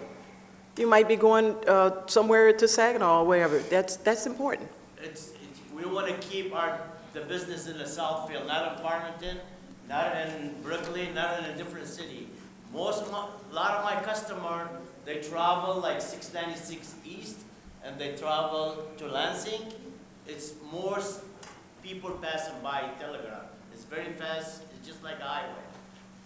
And just like I mentioned to you before, I will not stay in business if I don't do combination of certain things, All right, and I just wanted to also comment that whenever I drive by or I've gone in, the store's always clean, the landscaping's always fresh. So that's always a very nice, it's nice when the businesses also take care of the outside as well as the inside. So, Councilman Brightwell? Yeah, Mr. Chair, I move that we approve the special use request to permit a building addition of liquor sales and carry-out restaurant as presented. Support. Was that a support? Okay. Support. Yeah. It has been moved by Councilman Brightwell, supported by Councilwoman Haynes, to approve PSLU 23-0018, special use request of EDG Architecture Studio to permit a building addition and the addition of liquor sales and a carry-out restaurant on the existing gas station property, 24960 Telegraph Road. Any further discussion or questions? All those in favor? Aye. Any opposed? Nay. One opposed, motion carries. Through the chair, just want to clarify, and especially for the new council people, that we have the list of the proposed conditions, so when you make your motion, everybody understands that it's subject to these things, and in particular, it's subject to the approval of the rezoning as well as the site plan. Thank you. Right. So we have our site plan review. You've seen the drawings, and any last questions to the petitioner or the planner? All right. Yes. I move that we approve site plan PSP 23-0018 as presented along with all of the conditions as set forth by the Support. It has been moved by Councilwoman Hope, supported by Councilman Brightwell, to approve PSP 23-0018 as presented, as well as the conditions that have been set forth. Any other questions or comments? All those in favor? Aye. Any opposed? Nay. One opposed, motion carries. Thank you very much. Thank you. Thank you for your words, everyone.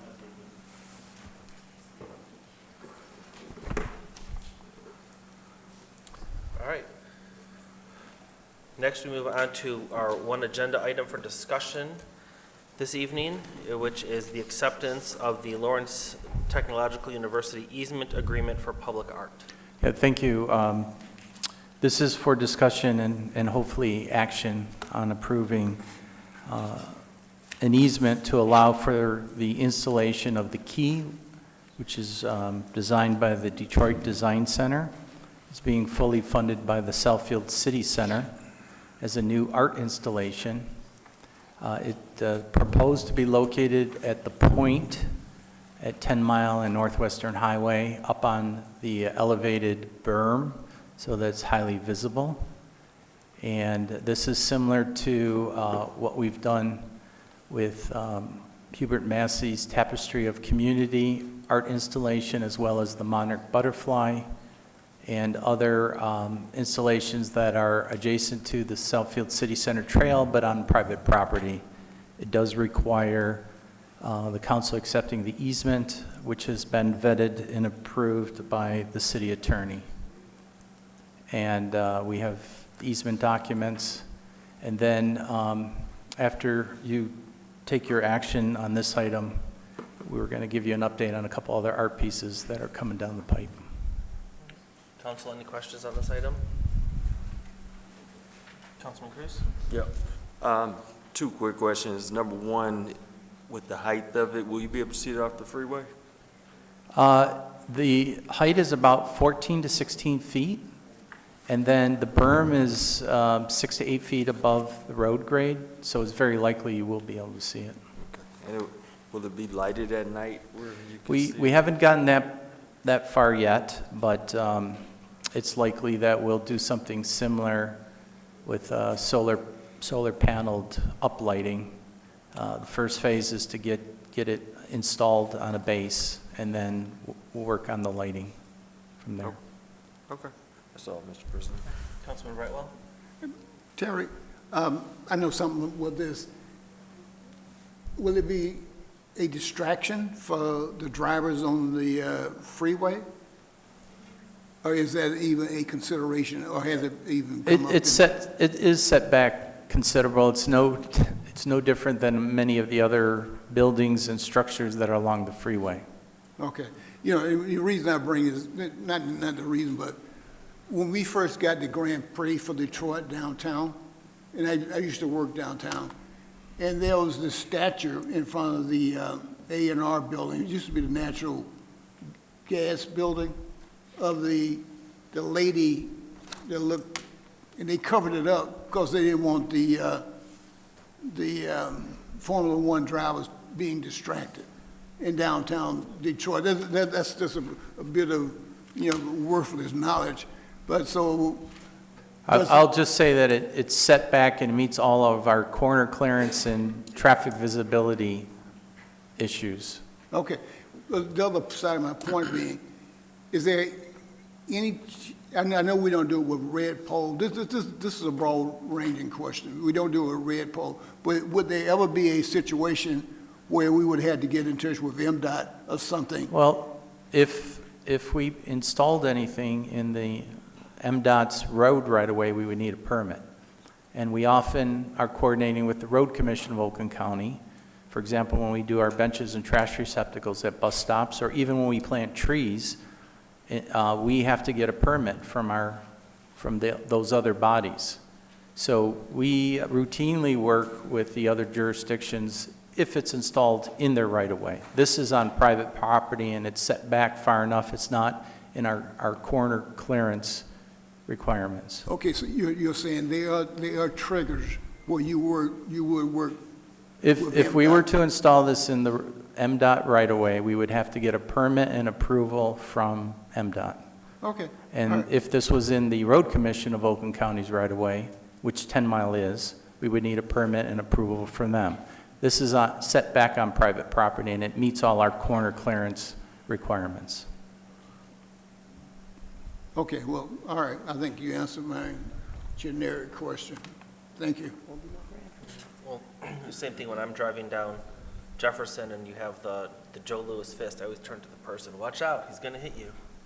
So, I mean, anything could be a distraction. Yeah. But I think this is far enough back from the corner. The Spirit of Detroit. No, the Joe Louis fist. Oh, the fist. Yeah, doing 60 miles on the freeway, you don't want any It's a lot of fun distraction. to do that to people.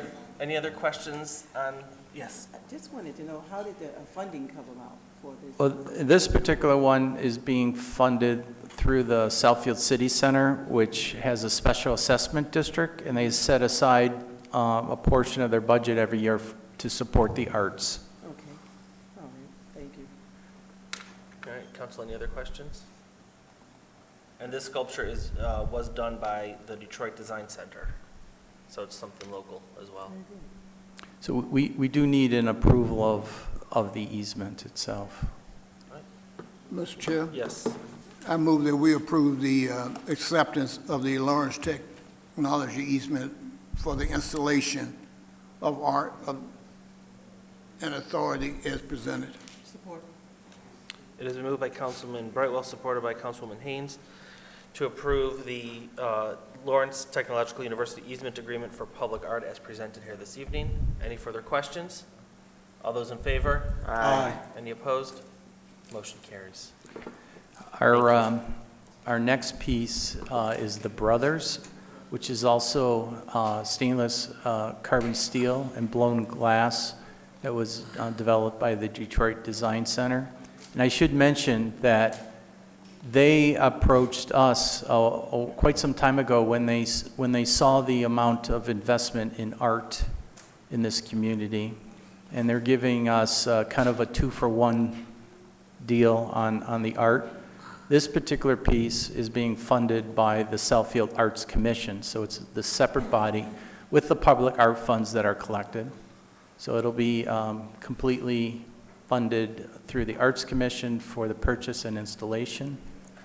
We are proposing to put it on the southeast corner of 10 Mile and Beach on the fire station property, and it'll be, I'm sorry, what did I say? I'm sorry, I had 10 on my mind. 9 Mile and Beach, southeast corner, and this will be an installation along the 9 Mile Greenway corridor that we've spoken to you about several times, with the goal of linking I-275 to I-75, and in partnership with Farmington Hills, Southfield, Ferndale, Oak Park, and Hazel Park. And this is one of many improvements. And also, as you know, that we received a TAP grant for the widening of the bike path down Beach. So this will be at a major intersection of the Beach Road bike path as well as the 9 Mile corridor. And again, it's being fully funded by the Arts Commission. And then another update that I'm going to turn over to the mayor is another commission piece from the Friends of the Southfield Public Arts, and it's called Non-Mel Crossing. We have the Friends of Southfield Public Arts. It's the same folks that are on the Art Commission, have been raising funds for 9 Mile art installations through donations and grants. And at this time, the Friends have raised about $318,000 for this piece by a renowned Mexican artist, Sebastian, who has work all over the world, but nothing in the Midwest. And we're proposing this piece to go at the corner of Southfield Freeway or Service Drive and 9 Mile Road, working in cooperation with the owner of the 9 Mile Crossing building, who is supporting this project. This will be lit, and the building owner will be giving us an easement for this installation. You'll be able to see it from up and down the Southfield Freeway, as well as for some distance along 9 Mile Road. We have just a very short video that shows. Which corner is it going to be on? I'm going to show that after the video, but I have to go in sequence, otherwise I won't be able to. Sure. If I could, that's the next slide. And so this is a 360 illustration of this piece.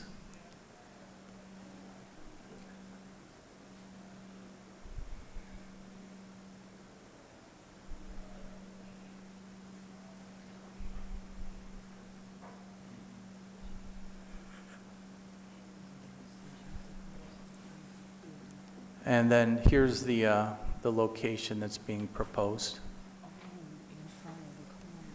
Which corner is that? It's the southeast corner of 9 Mile Inn. South. No, it's the Northwestern Highway Service Drive is under the city's jurisdiction. I mean, we may have to coordinate this piece because of its size with MDOT, but it's not it. No.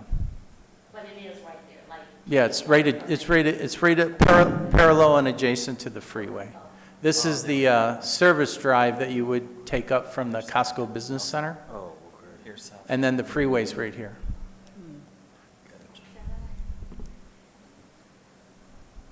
Sure. How does this play into where we're trying to get the walkway right there? Because we know it's pretty narrow, very narrow, because we know it's there.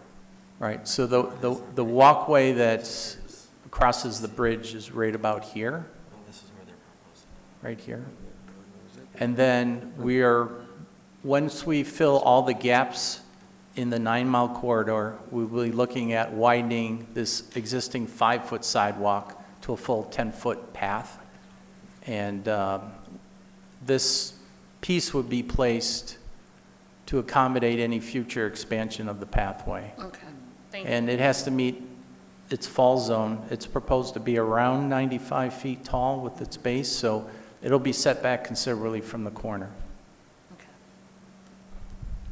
Thank you. Any other questions? Councilman Brightwell? Jerry, what is the landmark, just to? This is the Yeah, 9 Mile Crossing, but most people refer to it as the Kenmar building. It has the large Kenmar sign. And across the street is the former IBM building. oh, okay, And this is a parking deck. okay, okay. So if you went an additional mile, that's Greenfield Road. So you'd be OCC and Fox 2 are just down the street, about a quarter of a mile. Okay, well, the IBM is a good landmark, I mean, a good place. Now, at a future time, we will come back for acceptance of the easement approval. So we're still in the design fundraising stage, but we wanted to give you an update. Yes. With the, I guess the different arts that you have, is there a brochure that's going to be created with the different locations? Which is really nice, because I remember going to a city in Michigan, and it's a tourist attraction and a piece that really draws people to your area, and people come there just to take pictures in front of it, which is really nice, and it creates a nice environment. And the great thing about this is that it's money being raised, and so that's through people making donations that have a passion to see these type of things come to life, which is really good. So I will mention, because we have Pocket Sites virtual tour. Oh, good. You can type in Southfield City Center Art Tour or Historic Tour. You could take a virtual tour of the 20-some pieces that are in the city center. Our city center trail brochure features all the art pieces and identifies them. The Michigan Trails magazine that we advertise features that, and we will be doing something similar for the 9 Mile corridor once we have a few pieces installed. And we are working with the city of Oak Park on beautifying Greenfield Road between 8 and 9 Mile. There's some seed money that council authorized last budget, and we're working with them on that. There's a lighting project. We're working with Oak Park, the city of Detroit, MDOT, and the city of Southfield to uplight the MDOT bridge crossing at 8 Mile and Greenfield. And we are working on tying this 9 Mile corridor into the Joe Louis Greenway via Livernois. And then by connecting to I-275 trail, that goes all the way down to Lake Erie Metro Park. If you take that north, it connects with the Michigan Airline Trail that's part of the Lakes to Lakes Trail. So this is a significant corridor. Once it's completed, Southfield residents could get on the City Center Trail, on the Beechwood, Shiawassee Trail, or on 9 Mile, and then connect to all regional trails in southeast Michigan. That's the goal. And we're at the preliminary stages, but as you've seen, what we did at Bovaric Woods Park and some of the future TAP grant work that we're doing with the road diet on 9 Mile, you'll start to see this whole thing come to fruition. Thank you.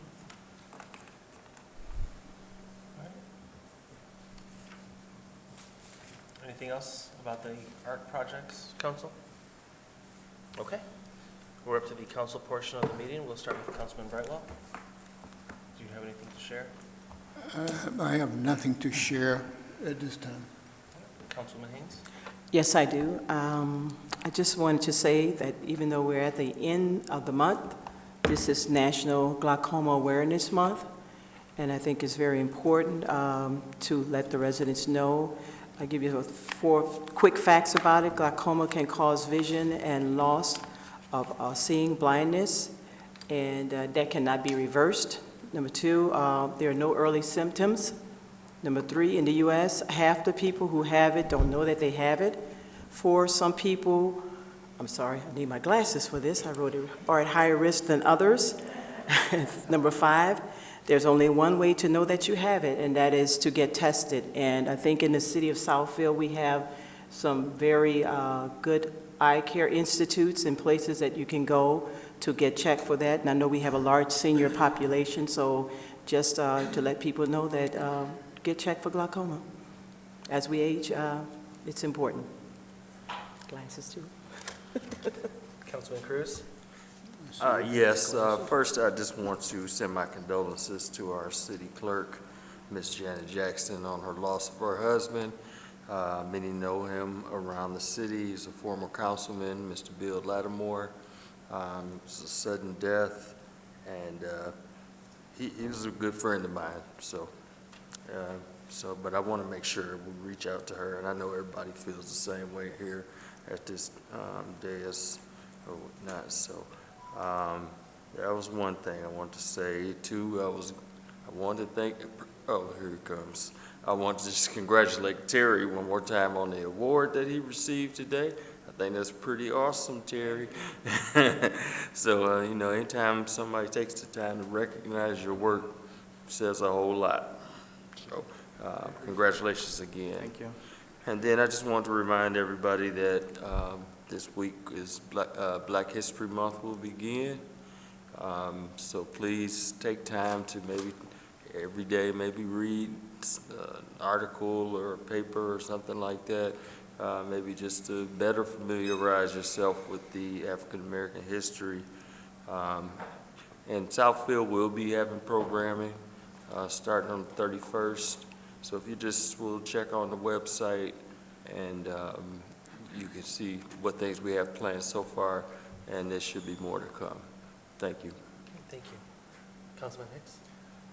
I'd like to echo the sympathies for our city clerk on the loss of her husband. I want to thank the mayor for his I think he made two good picks today, or two of many good picks today, by choosing those two young women to serve on the board. I think that's going to help them propel into other things in their careers. I wanted to inform the community as well as council that I did take my first Michigan Municipal League course this past week, where focus was on understanding governmental finance, the Open Meetings Act, as well as the Freedom of Information Act. Where I got the most value add from that meeting was being able to meet other recently elected officials to begin networking and understanding what they're doing in their municipalities, potentially bringing things more to Southfield. So just wanted to make council aware that we've begun that process. Thank you. Councilman Hogue? Thank you. I too extend my prayers and condolences to Madam Clerk and the family of Mr. Former Council Member Lattimore. In addition to that, I'd like to thank Ms. Allison Bettis for stepping up once again, and we appreciate it. We don't take it for granted. I want to also thank again or congratulate the chief when he received, I forgot what it was, but it had to do with being First responder. First responders, Man of the Year or something, but he gets so many, I just wanted to acknowledge him. To Mr. Crow, once again, congratulations to you. Thank you for all that you do. And I'll have to extend congratulations to the Detroit Lions as well. It was a nice run. Sorry we didn't go further. We have a chance again next year. So thank you, that's all.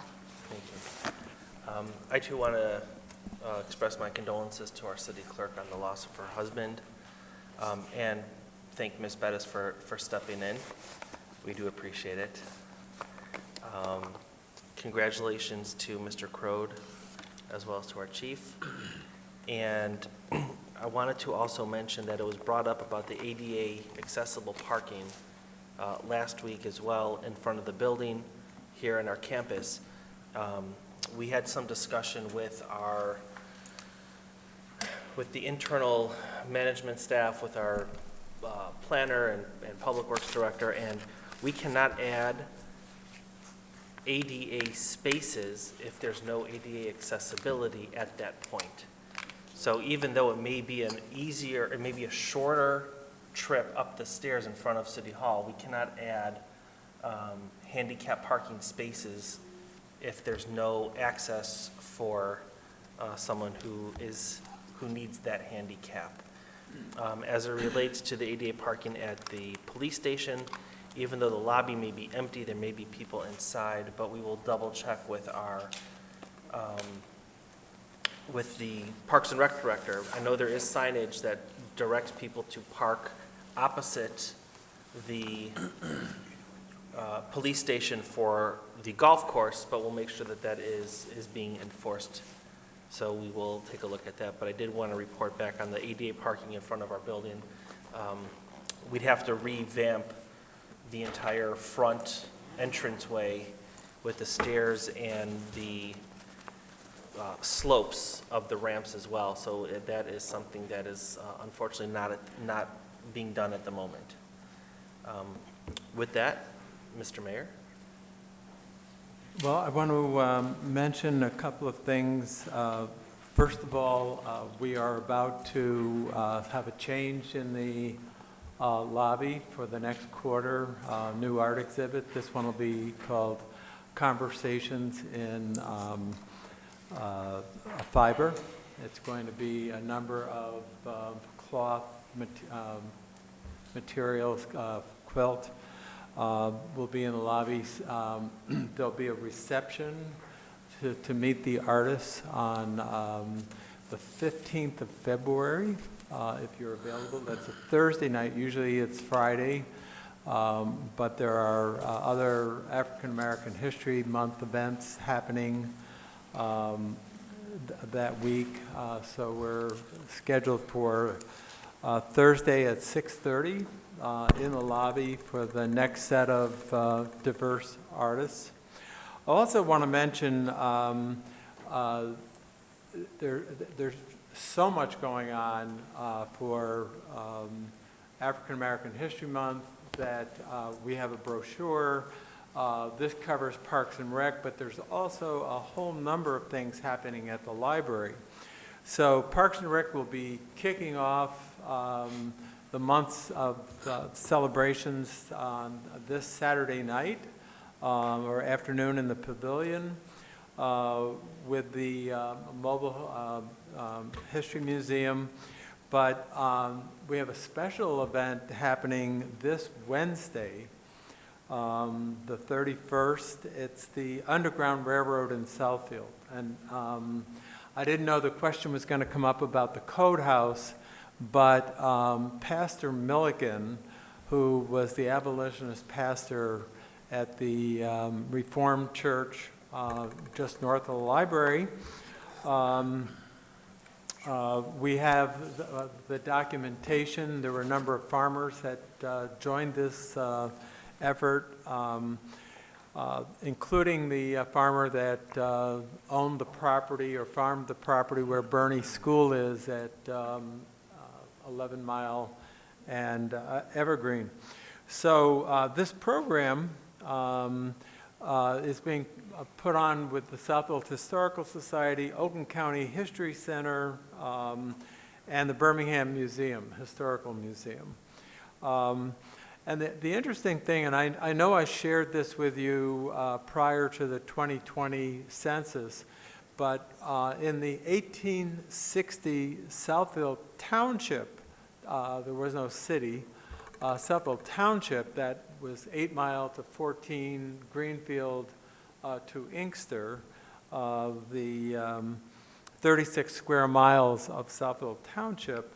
In the 1860 census, there were identified roughly 25 individuals of color living in Southfield. Some of them were freedom seekers, others were freedmen. Some owned their own property in Southfield. Obviously, they were engaged in agriculture because that was the prominent activity here at that time. So anyhow, this program will be in the library this Wednesday night, and you are invited to attend as well as our listening audience. That's all I have for this evening, but, excuse me? What time? It's 7 o'clock. 6:30. 6:30 to 8:30, or 6:30 to 8, I'm sorry. Library closes at, yeah. Is that out? Yes, thank you. All right. Well, I was going to let you talk about it, but last week we had a great ribbon cutting for Costco at Northland. For those of you who are Costco members, it's great. You don't have to drive outside of Southfield anymore. They have a lot of the same things. The ribbon cutting at 6:45 in the morning with the mayor and Councilman Hicks and Councilwoman Haynes. 7 o'clock in the morning, there was already a long line of people waiting to get in. They almost, ripped the red tape before we got to cut it at 7 o'clock. But it was a very nice ribbon cutting, and they said it was On Friday, talking to some of the management there, they said it was one of their better openings for their Costco Business Center. So, and it's a great anchor for the Northland area, and it's a great addition to the city. So, Yeah, I would just add, probably the most exciting thing was, after the ribbon was cut, the door went up, the staff of the business center lined either side, flanked all of this flood of people that came in cheering, welcome. It was really, really exciting. And for those of you that went the night before, the store looks great. There are 2,904 products for sale in this 162 square foot building. And I know I found, I have a Costco membership. I found things that I could buy that were not in huge quantity, but there are many things there. So this is a great addition to our city. So we're extremely pleased for that. And to get a little glimpse, if you go to our Cable 15, they did a very nice piece on the ribbon cutting and some of the products and offerings. If you want to get a glimpse into why you should go to this Costco, why you should get a Costco membership. So they did a very nice piece, and I mean, it was up by the weekend, so it was nice to watch. You know, I have to mention there's another store that's open too, and this is the Tiger Market. Next to New Seoul Plaza on Northwestern Highway and Telegraph. They have a soft opening. They haven't had a ribbon cutting yet. I was there last week. Lots of fresh vegetables. They have meat, a lot of Asian products, but again, there's fruit, vegetables, and produce. So we need grocery stores. And so to have both of these stores open this month is a great addition to our city. Large and small, but still a very welcome addition. Thank And you. I'll keep you posted when we know the ribbon cutting for the Tiger Market. All right, thank you. Oh, and one other thing, I've got to say this. Costco has hired 51 people locally.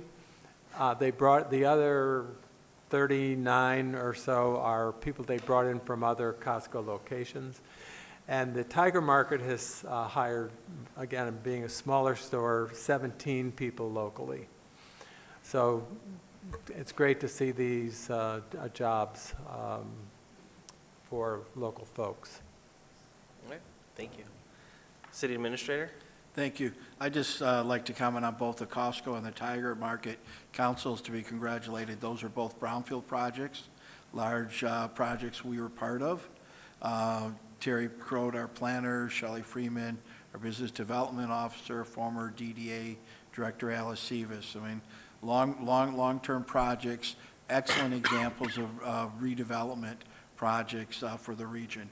I too would like to, on behalf of the administration and her fellow colleagues, pay our condolences to City Clerk Janet Jackson on the loss of her husband, Bill Lattimore, a former councilman. It was always very kind and gracious to our staff, and this past week, a number of fellow employees had very kind words to say about just recalling Big Bill. I'd also like to congratulate Terry Crode. He's been an acquaintance of mine since probably February of '97, and I can't think of a better person to be recognized as by the Michigan chapter, the landscape architects, and what he's done to mentor young people is incredible. We just don't see enough of that happening, and I think it's been exciting to watch that program evolve and hear his staff talk about it. They're giving a lot, but we're also receiving a lot, and what we bring back to the community and the pulse those young folks give us and what people want to see in the community is incredibly invaluable.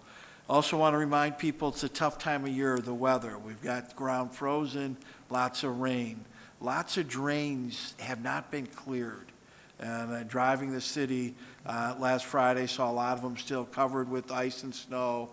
Today, on Sunday and today, they looked a little bit better.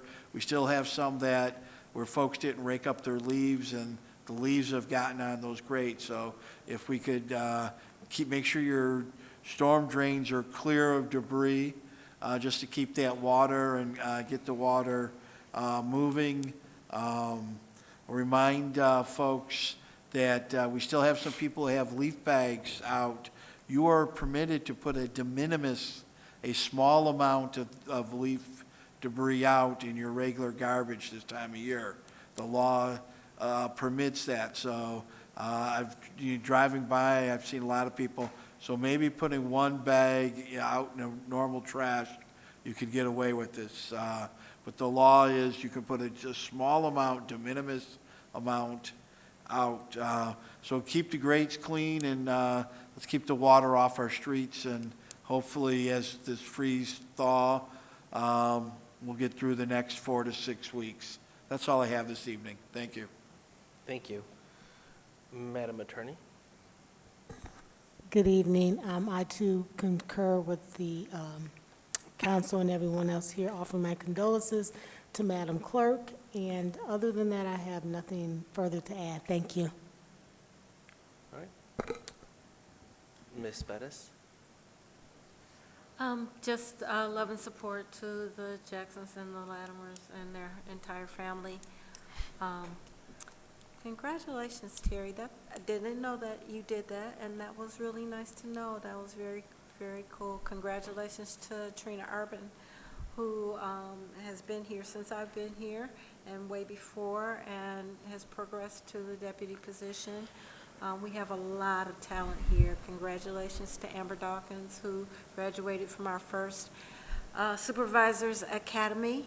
And I think that is a crucial part to the sustainability of the city, is to promote the professional development of our employees, and I certainly am pleased to see that, and again, congratulations. My last thing is just that our team lost, and in the words of the famous Lionel Richie, I still love you, still. All right, thank you. Mr. Crode? Yeah, I will take a minute. Thank you for all your kind comments. My condolences to Ms. Jackson and her family. I don't want to undersell the fact that that's the first Costco Business Center in Michigan. We're very proud to have it here.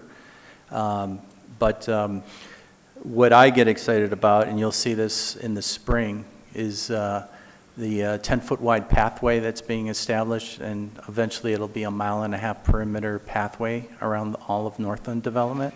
And you'll see the finished landscaping and streetscape, what also will be required for all the perimeter development of the Northland Center, as well as some properties across the street. I may have failed to mention the LTU summer camp is targeted to high school students, freshmen to juniors. So if you know of anybody, that's the age group we want to get them before their senior year, before entering their senior year, so they will consider landscape architecture as a potential program. The diversity, equity, and inclusion, not only do we provide a scholarship for the summer camp, but we provide $2,500 per year at MSU for undergraduate landscape architecture, and another $2,500 scholarship for U of M for their master's program. So if students are interested in pursuing that career, there is some additional funding available. And lastly, I would like to thank my wife Lori and my family for their support, sacrifice, and understanding during the thousands of public meetings that I've attended in my 37-year career. And I rarely get a chance to say thank you to them. And I was adding up all the number of outside meetings that I attend throughout my career, both public and private, and they're the ones that have supported me, allowed me to do something that I love. Thank you for giving me this opportunity, and I had to get it on the record. All right, thank you. All right. Yes, Councilman Brightwell. I do also want to shout out my condolences to the William David Lattimore's family. And when I just recently saw that name, I said, who is that? And I've been calling him Bill since I've known him, and that's been years. And I also want to give a shout out to Terry for his accomplishment. And I've used this term once before. I enjoy working with you, Terry, as a department head. And I only used that once before with Allison. But when you indicated that you came in, when we were putting in the bench for the links, Terry came in while he was on vacation on a telephone conference call, and we were able to get the links involved in spending $3,000 to $4,000 and putting a bench and receptacle right there at the Code House. So your dedication to work and dedication to the city of Southfield is definitely noted. But I just want to thank and congratulate you on your accomplishment, within your profession. And thank you very much. Thank you. Thank you. All right, seeing nothing else to come before our council, this meeting is adjourned.